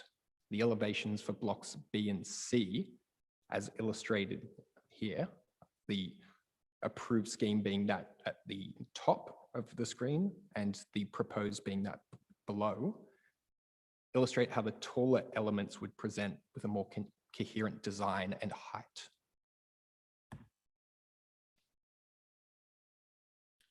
So in association with the altered building form and footprint, the ground floor layout has also been further refined. The building entrances for buildings B and C would be relocated to the central courtyard, which is considered to be a logical design response. This can be seen in point 1, as well as the red arrows on this imagery. So within that central courtyard, the entrances for blocks B and C would now be available. The commercial tenancy fronting the high street would be reduced by 37 square meters down to 60 square meters in total. This would continue to provide a viable commercial tenancy along Southall High Street. The cycle storage would be relocated adjacent to main building entrances for more convenient cycle parking. This is considered to be an improvement upon the previous proposal seen on the left-hand side of this screen, where the cycle storage was provided within outbuildings within the landscaped private amenity space. The refined building footprints have continued to allow for improved linkages through the site. A pedestrian route between the High Street and Southall Park along the eastern edge of the site would be retained. Again, the consented scheme is shown on the left here and the revised proposal on the right.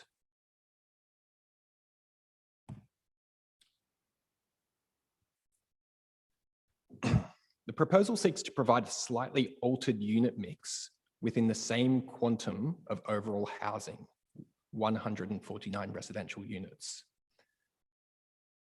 This slightly altered unit mix is largely attributed to the amended building footprint and design, and the mix is considered to remain acceptable, given more 1-bed and 3-bed units are provided and less studios are provided. The proposal has retained the quantum of affordable units, 40, as well as the same proportion of habitable rooms, 35%, as previously approved. The tenure mix of this affordable housing has been slightly altered, but this change is minor, 1.2%, and can be attributed to the revised unit mix. This results in a proposed tenure mix of 27.8% affordable rent and 72.2% shared ownership. This change would be reflected through a deed of variation to the legal agreement. The GLA have confirmed that given the approved quantum of affordable houses would be maintained, the minor amendment to this tenure mix is not of strategic concern. Council's housing team have not raised significant concerns regarding the proposed amendment. As such, the affordable housing provision is considered to remain acceptable on this site. In terms of other matters, the principle of the development remains supportable in delivering new housing in line with strategic demand. The residential density remains unchanged through the delivery of 149 new dwellings. The impact on the listed Red Lion public house remains acceptable. The standard of accommodation is acceptable and all units meet the minimum space standards for internal floor space. The amenity impacts have been fully reassessed and are largely equivalent to those previously deemed acceptable, keeping in mind that this scheme is lower than previously approved. The transport assessment remains unchanged. Energy conditions have been revised to reflect the updated energy assessment, and this has been supported by Council's energy officer. Lastly, it was confirmed within the briefing notes that the heads of terms and 3 other conditions have been updated since the publication of this planning committee report, and I'd encourage councillors to review those conditions. In summary, the proposal is considered to be acceptable, having regard to the fact that the development of a 149 unit scheme has previously been deemed acceptable through the approval of Planning Permission 192/888. The proposed minor material amendment aims to enhance the scheme through improved materiality, transferred heights, improved entrances and services. The overall height of the development has been reduced. The principal density, transport, and impact on the Red Line public house, as well as the waste management concerns, remain unchanged and acceptable.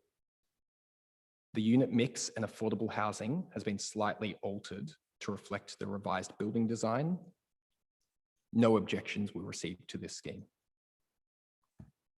As such, it's recommended that the Planning Committee grant approval to the minor material amendment subject to a deed of variation set out within the heads of terms and the conditions of consent and informatives contained within Appendix A as well as those contained within the briefing note. I'm more than happy to answer any questions you may have. Thank you, Rohan. Thanks for presentation. Any question to Rohan? Councillor Conlon. Okay, thanks, Chair. I was looking at the unit mix and affordable housing on page 140 of 264. You know, where there's a calculation of the number of habitable rooms and you know, the proportion of these that are affordable.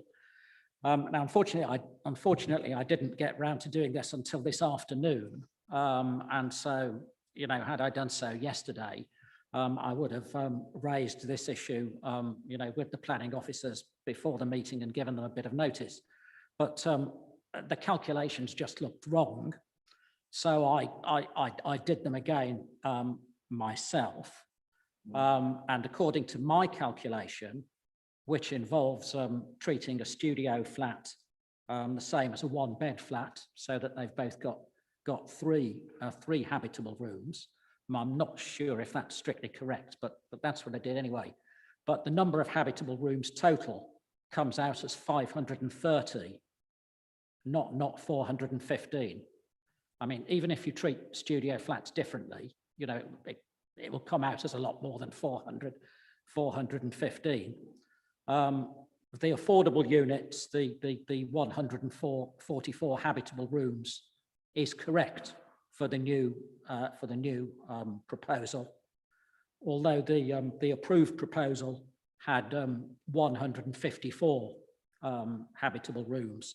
So there's a loss of 10 affordable habitable rooms in the new proposal, and in both cases, both the approved and the new application, the proportion of habitable rooms that are affordable is well below 35%. I thought it was 29% in the approved application, and down to 27% in the new proposal. So, I mean, I don't know how you want to approach this, but perhaps if you know, the officers would like to, you know, take a few minutes to redo those figures, because I think we need to have figures that we're agreed upon before we take any sort of decision here. Good point, Councillor Conlon. Rohan, would you like to come back on that? I totally agree that we want to have the correct figures before us, and these figures have been calculated having regard to the dwelling schedule that was prepared by the architects. The only point I would note and respond to is that I think you said the studios and one-bedders would have 3 habitable rooms. Yeah.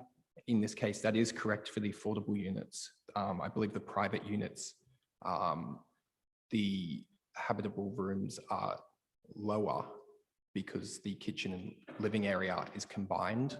So the 1-bedroom dwellings would only have 2 habitable rooms, and the 2-bedroom units would only have 3 habitable rooms. And I can actually get the schedule up to confirm that. I'm not sure if that actually allows for your calculation to. Well, I mean, it's quite a big difference between 415 and 530. So, and always when we've had proposals before, I mean, that the calculation of habitable rooms has been quite simple. You know, in fact, it does say on page 141.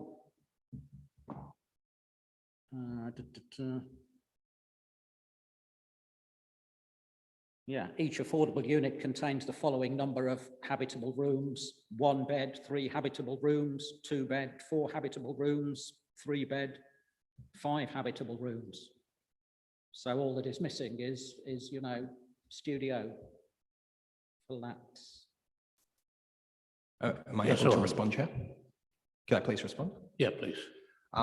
So just in front of, actually, that's, sorry, just let me share a different screen.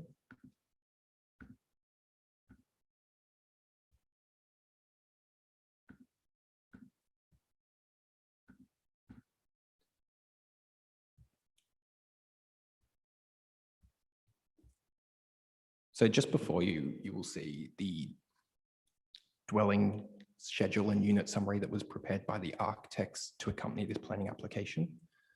Now, for example, in block C, you will see that if we zoom in here, because that's quite small, the 2-bedroom dwellings have 3 habitable rooms. The studios have 1 habitable room. And I guess if we go down and find, there's a 3-bedroom dwelling with 4 habitable rooms. And that's not to say you're incorrect, because for the affordable rental units, you're right in that they have been divided up further, in the sense that for block A, the 3-bedroom dwellings have 5 habitable rooms. Now, the way it's been calculated within this schedule is contained at the side here, and I appreciate that there is a lot of data and numerical figures, but the habitable rooms comes out as being 415 in total.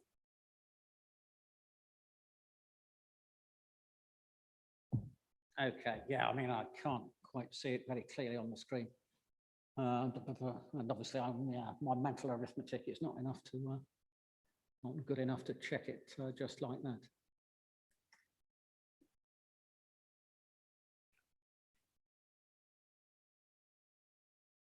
Okay, so you're saying that the private sale houses are basically having, you know, but are basically have to be much smaller than the equivalent affordable houses. What I'm saying is that they don't have the same proportion of habitable rooms. Okay. How does that work then? How, well, okay, if it's a, how would they have a different proportion of habitable rooms? It's because, as Rowan mentioned, obviously, some of those units have obviously got a living space and kitchen combined. Okay, so some of them have a shared, okay, don't have a separate kitchen, they have a kitchen sort of living room. Okay. Councillor Collins, does it make sense to you, or? Yeah, okay. Yeah, We'll cut back to you on that, yeah. It does make sense to me, yeah. No. Yeah. Okay, thank you, Councillor It Collins. still seems quite a big it still seems quite a big discrepancy. Variation, yeah. So you want to add something, Councillor Collins?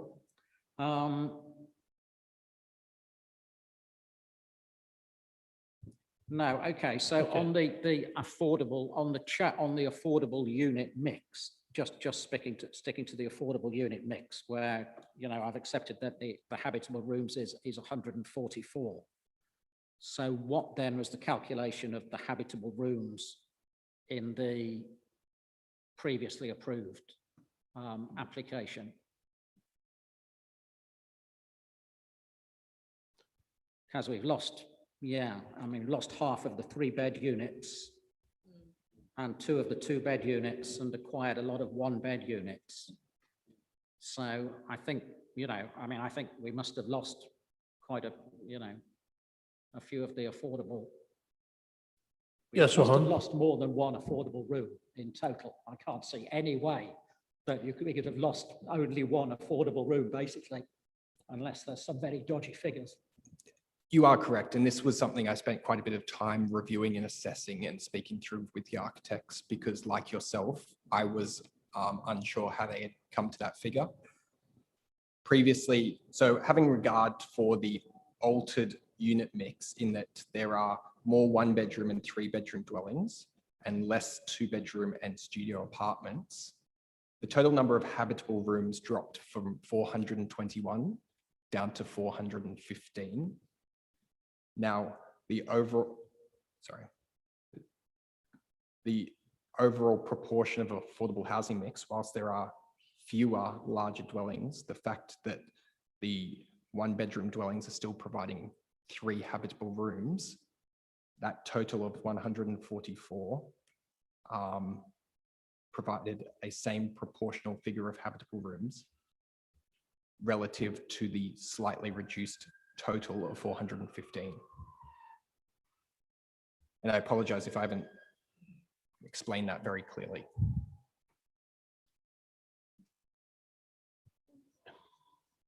Okay. Yeah, I mean, I'm still struggling really. I mean, whatever the figures might say, I still think that the affordable housing offer here is being watered down, basically, whichever way you cut the figures. And what we're losing out on is the 3-bed units and 2-bed units that we most need. So, if I could just offer one final point as well, the legal agreement will still continue to specify that the applicant must provide 35% of the habitable rooms as affordable housing. Okay. So if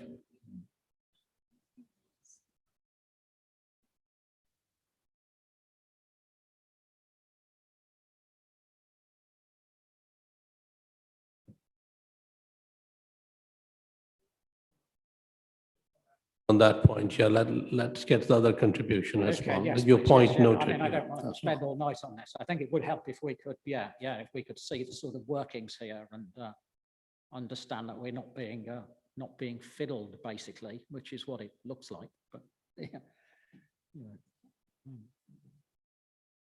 Which is my concern anyway. Yeah. Okay, Councillor Martin. Thank you. It's reassuring to hear what the officer just said about it's underwritten how much affordable we will get, because like Councillor Conlon, I can't understand how you can add 6 1-bedroom and deduct 6 2- and 3-bedroom and end up with the same figure. So there must be something that's not right about the affordable. Never mind comparing it with anything else, but it doesn't look right. And I'm also struggling to understand why this is anything to do with the other changes in the scheme. So the other changes in the scheme might well be minor material amendments, and they're probably acceptable ones from my own personal point of view.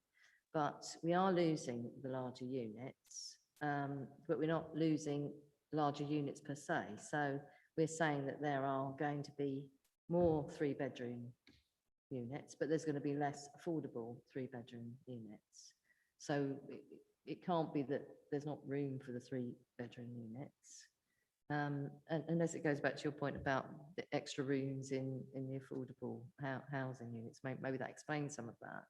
But it's a peculiar change to be making, I think, on the back of minor material amendments, especially as I think that the original, which we can't change, approval has approved something that's not in line with our normal mix anyway. So only 29% are actually affordable rented. So that is a concern. That's quite a big concern, I think. But there are a couple of other things I wanted to ask about. So you said the housing department didn't object, but they have made comments in there, and they have said they are concerned about the loss of the larger units, and that 1-bedroom units are not particularly useful for our purposes. So that is there. And they also talk about some conditions on asking for, I think, the shared ownership to be targeted at the lower end of the income range. Hopefully we have picked that up. The other point is about, well, it's under the pollution heading, but it's really about sleep disturbance. And in this mixture, that moving around of the 2 blocks, has that had any effect on that? Have we been able to resolve the issues of some of the units being above other activities and therefore potentially suffering from sleep disturbance? I don't know if that's been picked up as well. Okay. I think that's it for me. Yes, Rohan. I just think of where to start there. In terms of, I guess your first question was, why is the unit mix changing as part of this application? I think the best way to respond to that is the fact that the footprint and building form is changing. And because of that, the shape of the footprint really leads to the type of units that can be proposed within that in a logical manner. And so the applicant has really relied on the fact that there is an altered building form. And so how can they best provide units within that space? And that's why the unit mix has changed. Now, the unit mix within building A, which is largely unchanged as far as I can remember, I believe that's relatively the same. It's more in the refined towers to buildings to the larger, taller buildings to the back where the altered unit mix has occurred. And keeping that in mind, and if we just put affordable housing to the side for 1 second, the fact that there are more 3-bedroom units and 1-bedroom units compared to 2-bedders and studios, I think is supportable. Like they are, as you mentioned, providing larger units in the sense that they're providing more 3-bedroom dwellings. On your second point regarding our housing department, you are correct. They did raise the point that they preferred larger units rather than smaller units. Their comments were more in regards to the affordable rented units, which, as you can see on this table, there's 2 extra 1-bedroom dwellings and 2 fewer 2-bedroom dwellings. There's no change to the number of 3-bedroom dwellings provided. Given the fact that the change was only occurring to a small number between the 2-bed and 1-bed and 2-bedroom dwellings, despite the housing team's comment, on balance, I thought that it was generally acceptable. At the report wrongly. So I'm on page 18 of 42 because I'm on the individual one, and it has that the 1-bedrooms have gone up by 6, the 2-bedrooms have gone down by 2, and 3-bedrooms have gone down by 4. Is that not correct? That's correct. That's the affordable unit mix. Yes, I'm talking about, yeah. That's encompassing both the affordable rented, which sits slightly below that, and the shared ownership. Yeah. Now, our housing team weren't as concerned about the mix of shared Just ownership. the affordable. Just the affordable. Rented, okay. And so their comment on their concern that they raised regarding fewer larger units was in regards to the 2 fewer 2-bedroom units and the 2 more 1-bedroom units. And that's why on balance, I thought, given the small number of that change, it was acceptable on balance. And then I think I'd just like to clarify your comment about sleep disturbance. That's not a matter that's been raised previously for this scheme. I know that there's obviously a pub to the north, and there's a new commercial tenancy proposed within this development that could be used as a range of uses. Is your concern about the noise impact from those uses?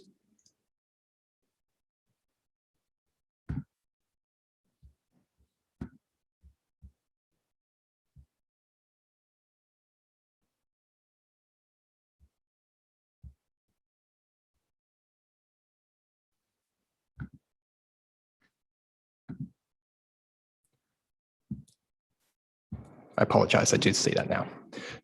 That's a comment from our pollution technical officers that is quite standard across a number of applications. And in those circumstances, they propose conditions to address those noise concerns.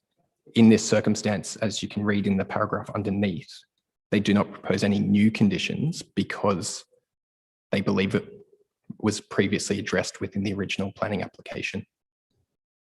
So just to confirm, because it's not always clear with these, whether that comment is about this version or the previous version, and if it's made better or worse by changes.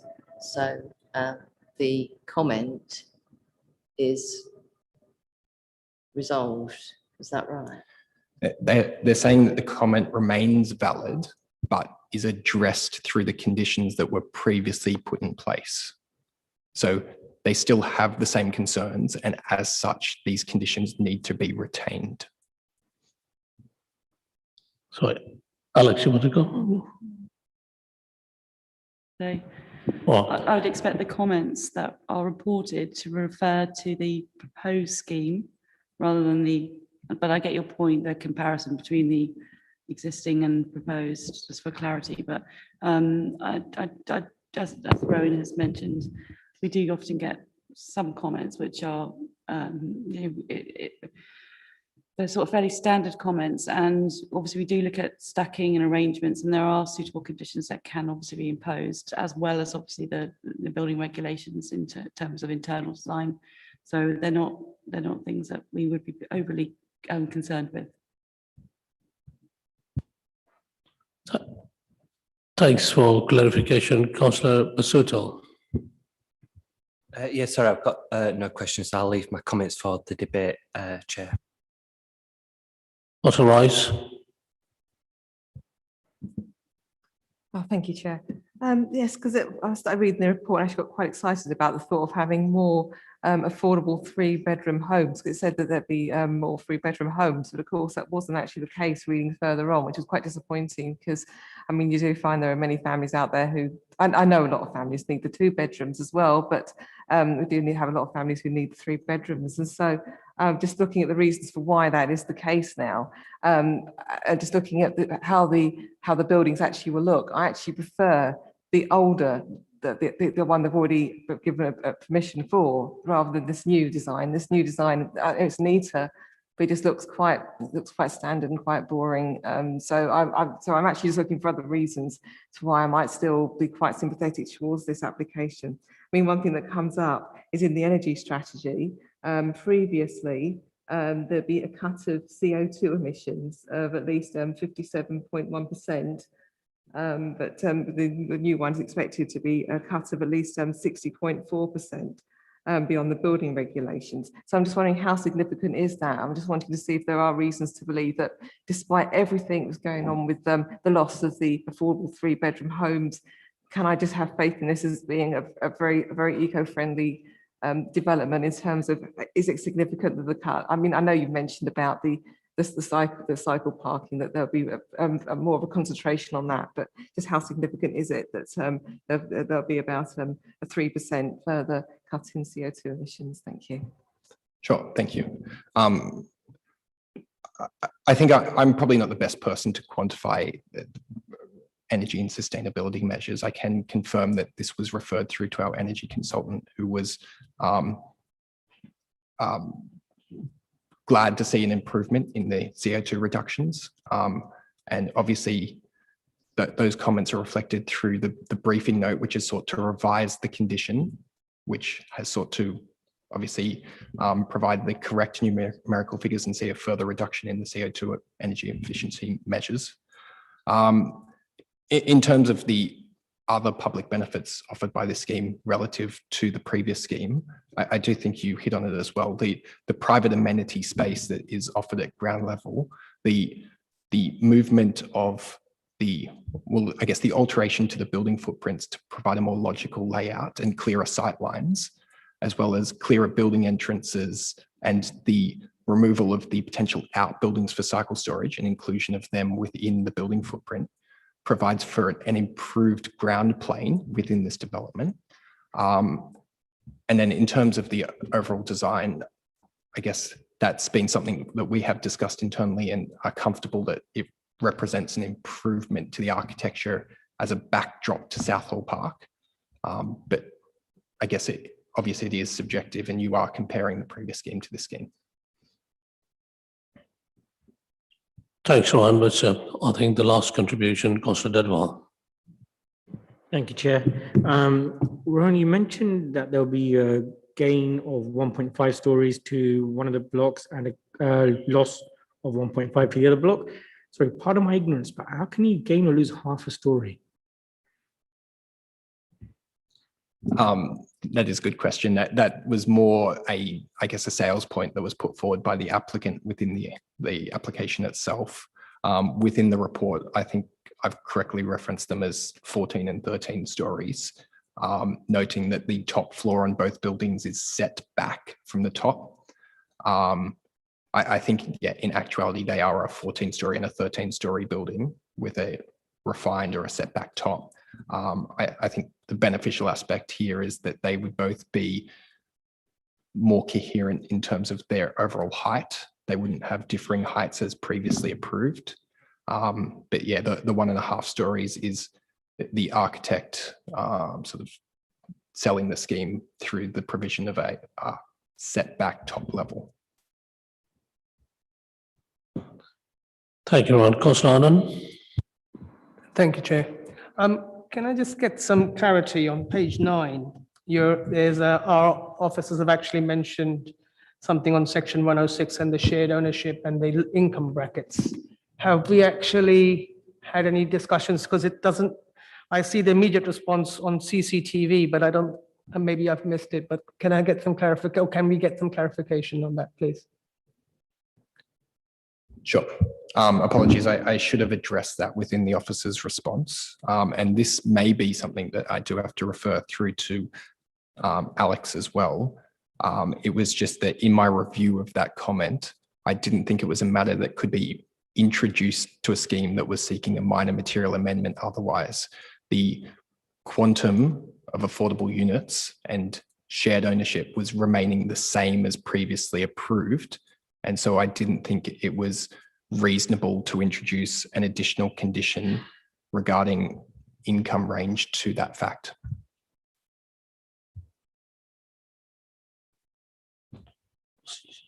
You've got clarification, Councillor Anand. Yeah. Thank you. Thank you, Rohan. So what I will just request to the members, in the application, we have got long debate on that item. And so it looks like we have covered all the point, and I understand the concern about affordable housing and calculation. But what we need to do is we need to consider the application, what is before us. So, sorry, Councillor Dadon, yeah. Sorry, before we go to voting, can I just say with regards to what Councillor Conlon said, regardless of how we vote, can it be contingent on the fact that the figures are clarified? Is that possible? I mean, my first time on this committee, so I don't know if that is possible. So what sort of thing you wanted to clarify before we go for vote, Councillor Conlon? Well, I'm not sure we can do it now.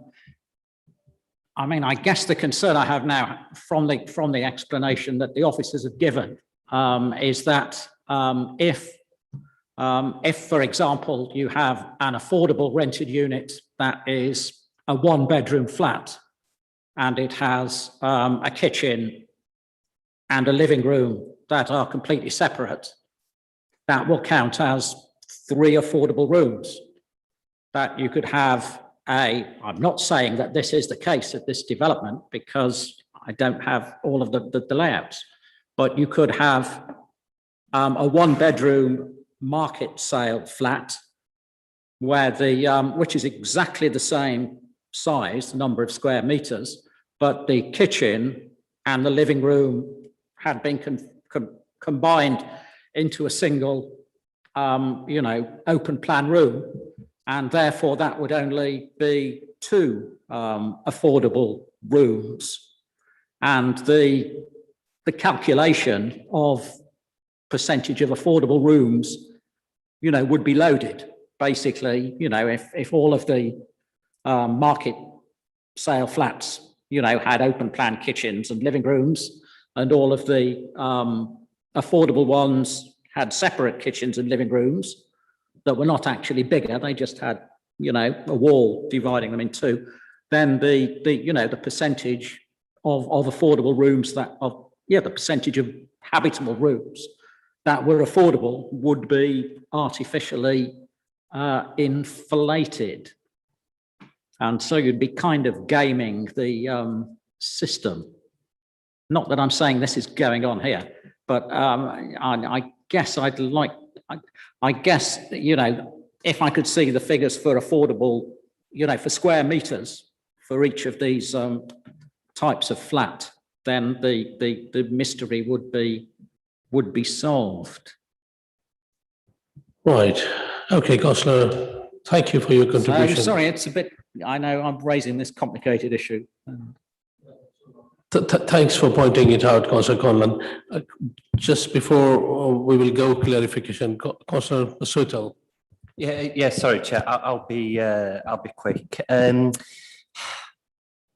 My thought on this is that it's not a minor amendment at all, and like Councillor Martin said, it is a bit peculiar at this time, particularly when the need for dwellings with space is much more in need than what has been has been in the past.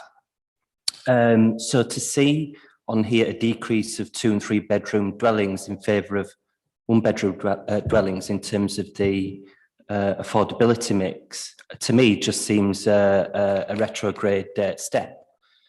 If you speak to any estate agent in Ealing, they'll tell you that they're not able to shift any 1 bedroom places. And like I said, dwellings with space is very much in need. So personally, I think the current application before this minor amendment is quite sufficient. And I also think it's a bit disingenuous also saying that, oh, it's 35% affordable in terms of habitable rooms. I mean, you know, okay, we live in units. We require units, we don't require rooms, if you understand what I mean by that. So personally, I think it's a retrograde step, and I agree with Councillor Rice that the current application as it stands before the amendment is quite sufficient. So on that basis, I'm minded to vote against it. Thank you, Councillor. I will take the last contribution, Councillor Anand, and then we will go for the vote. Thank you, Chair. I don't want to take too much time. I think Councillor Bittler has said everything that I was going to say as well, but my points are 1, 2, and 3. 1, the figures should be all brought to us and be correct when they're brought to us. Secondly, the housing mix, we're ignoring the officer's recommendations. Thirdly, we're again ignoring a Section 106 agreement that we really, our officers are recommending. So on that basis, I'm not very much in supportive at the moment. Councillor Ballot. Yeah, essentially, there are some advantages to this. The height's reduced. I know height is a concern in this particular location. I actually think that the bulk and massing is better in terms of its relationship to the park. And I take the assurance from the officer that the 35% affordable in the legal agreement is there as the backstop, and therefore will enable us to kind of get through the concerns that we've been raising tonight. So I'm minded to support. Thanks, Councillor Bell. Councillor Martin. Thank you, Chair. I mean, I'm just a bit concerned about going to a vote when we've still got doubts. I mean, it may just be that we're not clear about it, but we've still got doubts about what has changed, in particular in terms of housing, which is the thing that we're just talking about. I'm just wondering if it wouldn't be better to defer, and then we can get these confusions clarified and answers to the questions that other councillors have put, and then we'll have a better chance of voting on it with full understanding of what the scheme really entails. You've made a proposal. I have, yeah. Yeah. So that's now, we have to vote. We have to Probably, yeah. See what they say.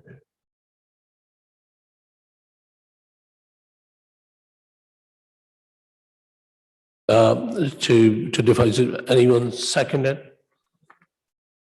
Right.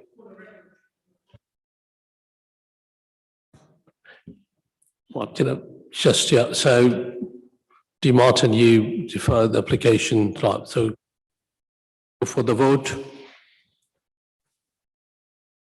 go the vote for the defer the application and get the clarification and get back to that. Is, yeah. Yeah.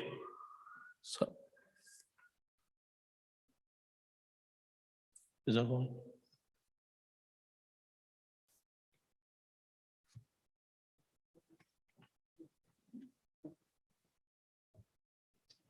Yeah, that's right. People's.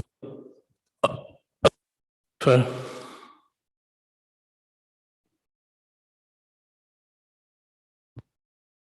Abstain?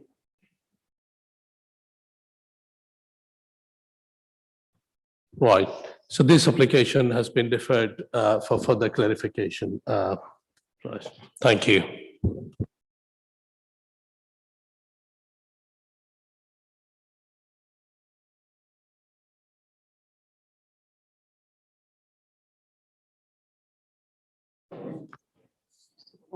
So it's only one more item, still, and it's very minor, as officer told me, it's a very minor changes. So if you could, 2 minutes break, okay, so we have got 2 minutes break here, thank you.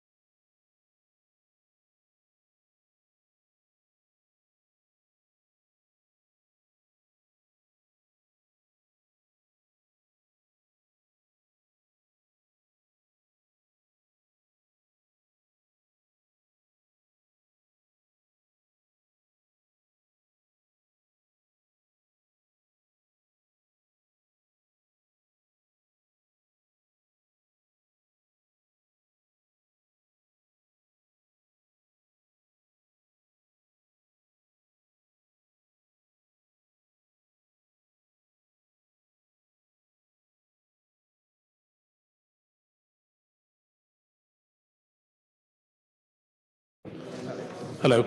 Just reading is the last one. It is really the last one. It's 10 minutes, yeah. Hello, councillors.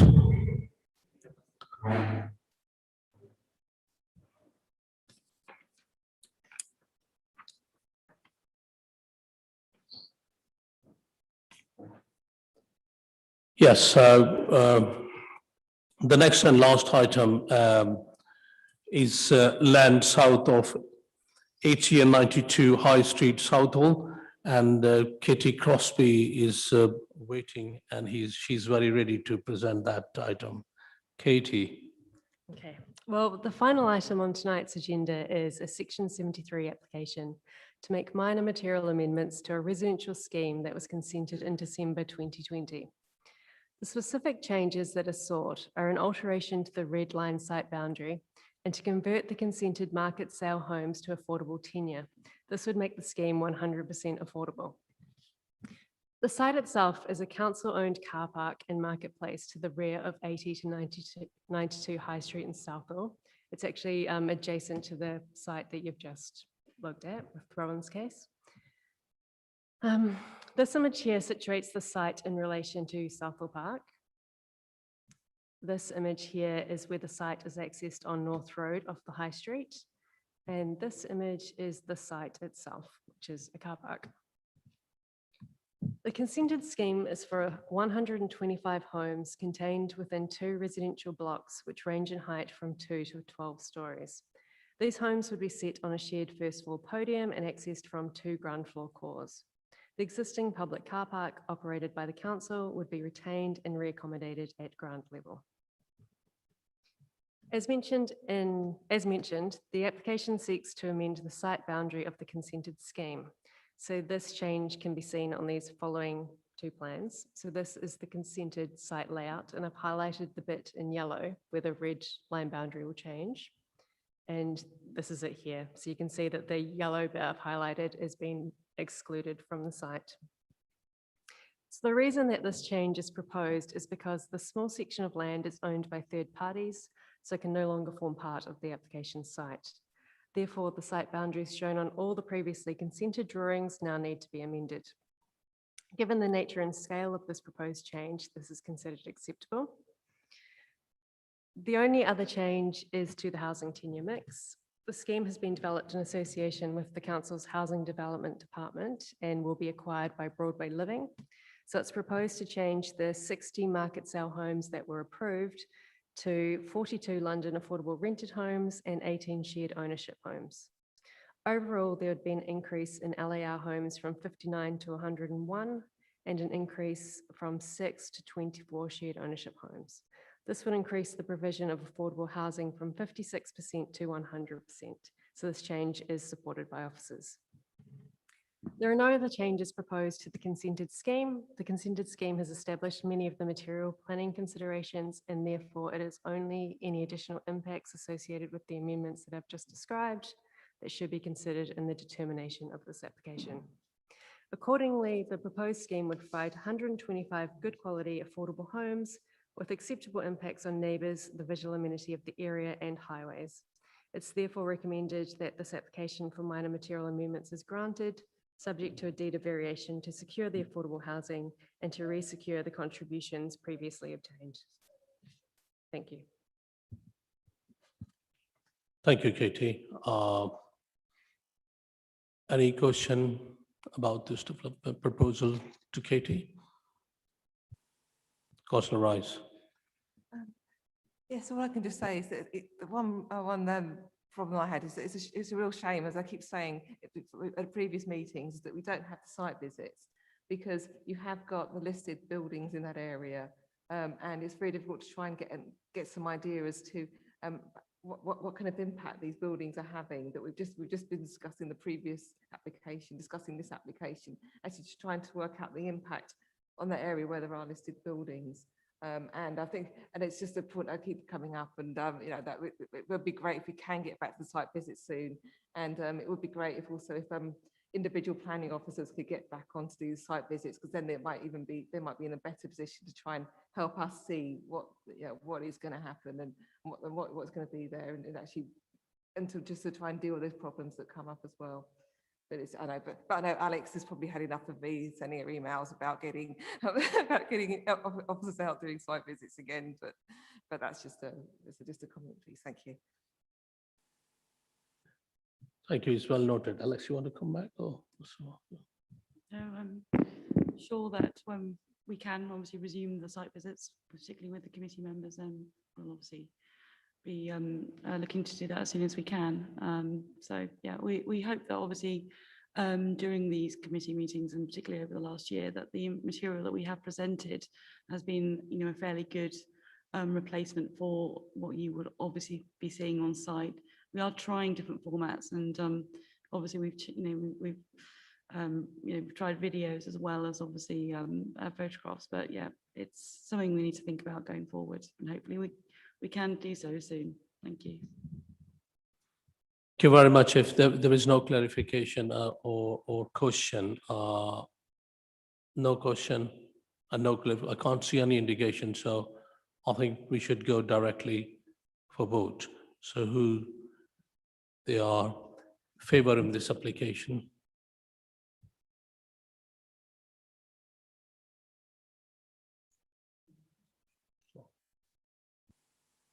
Against? Abstain? This application has been approved. Thank you so much for all your contribution, colleagues. Before we formally close the meeting, I would like to express my gratitude on behalf of Planning Committee to Katie Crosby, Principal Planning Officer, who will be leaving Ealing Council in a very short time. Katie, we wish all you best, and we wish you best for the good and bright future. Thank you. Thank you for those words.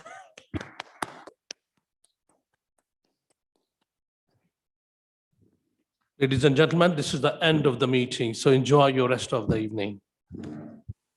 Thank you, Chair. Well chaired. Thank you very much.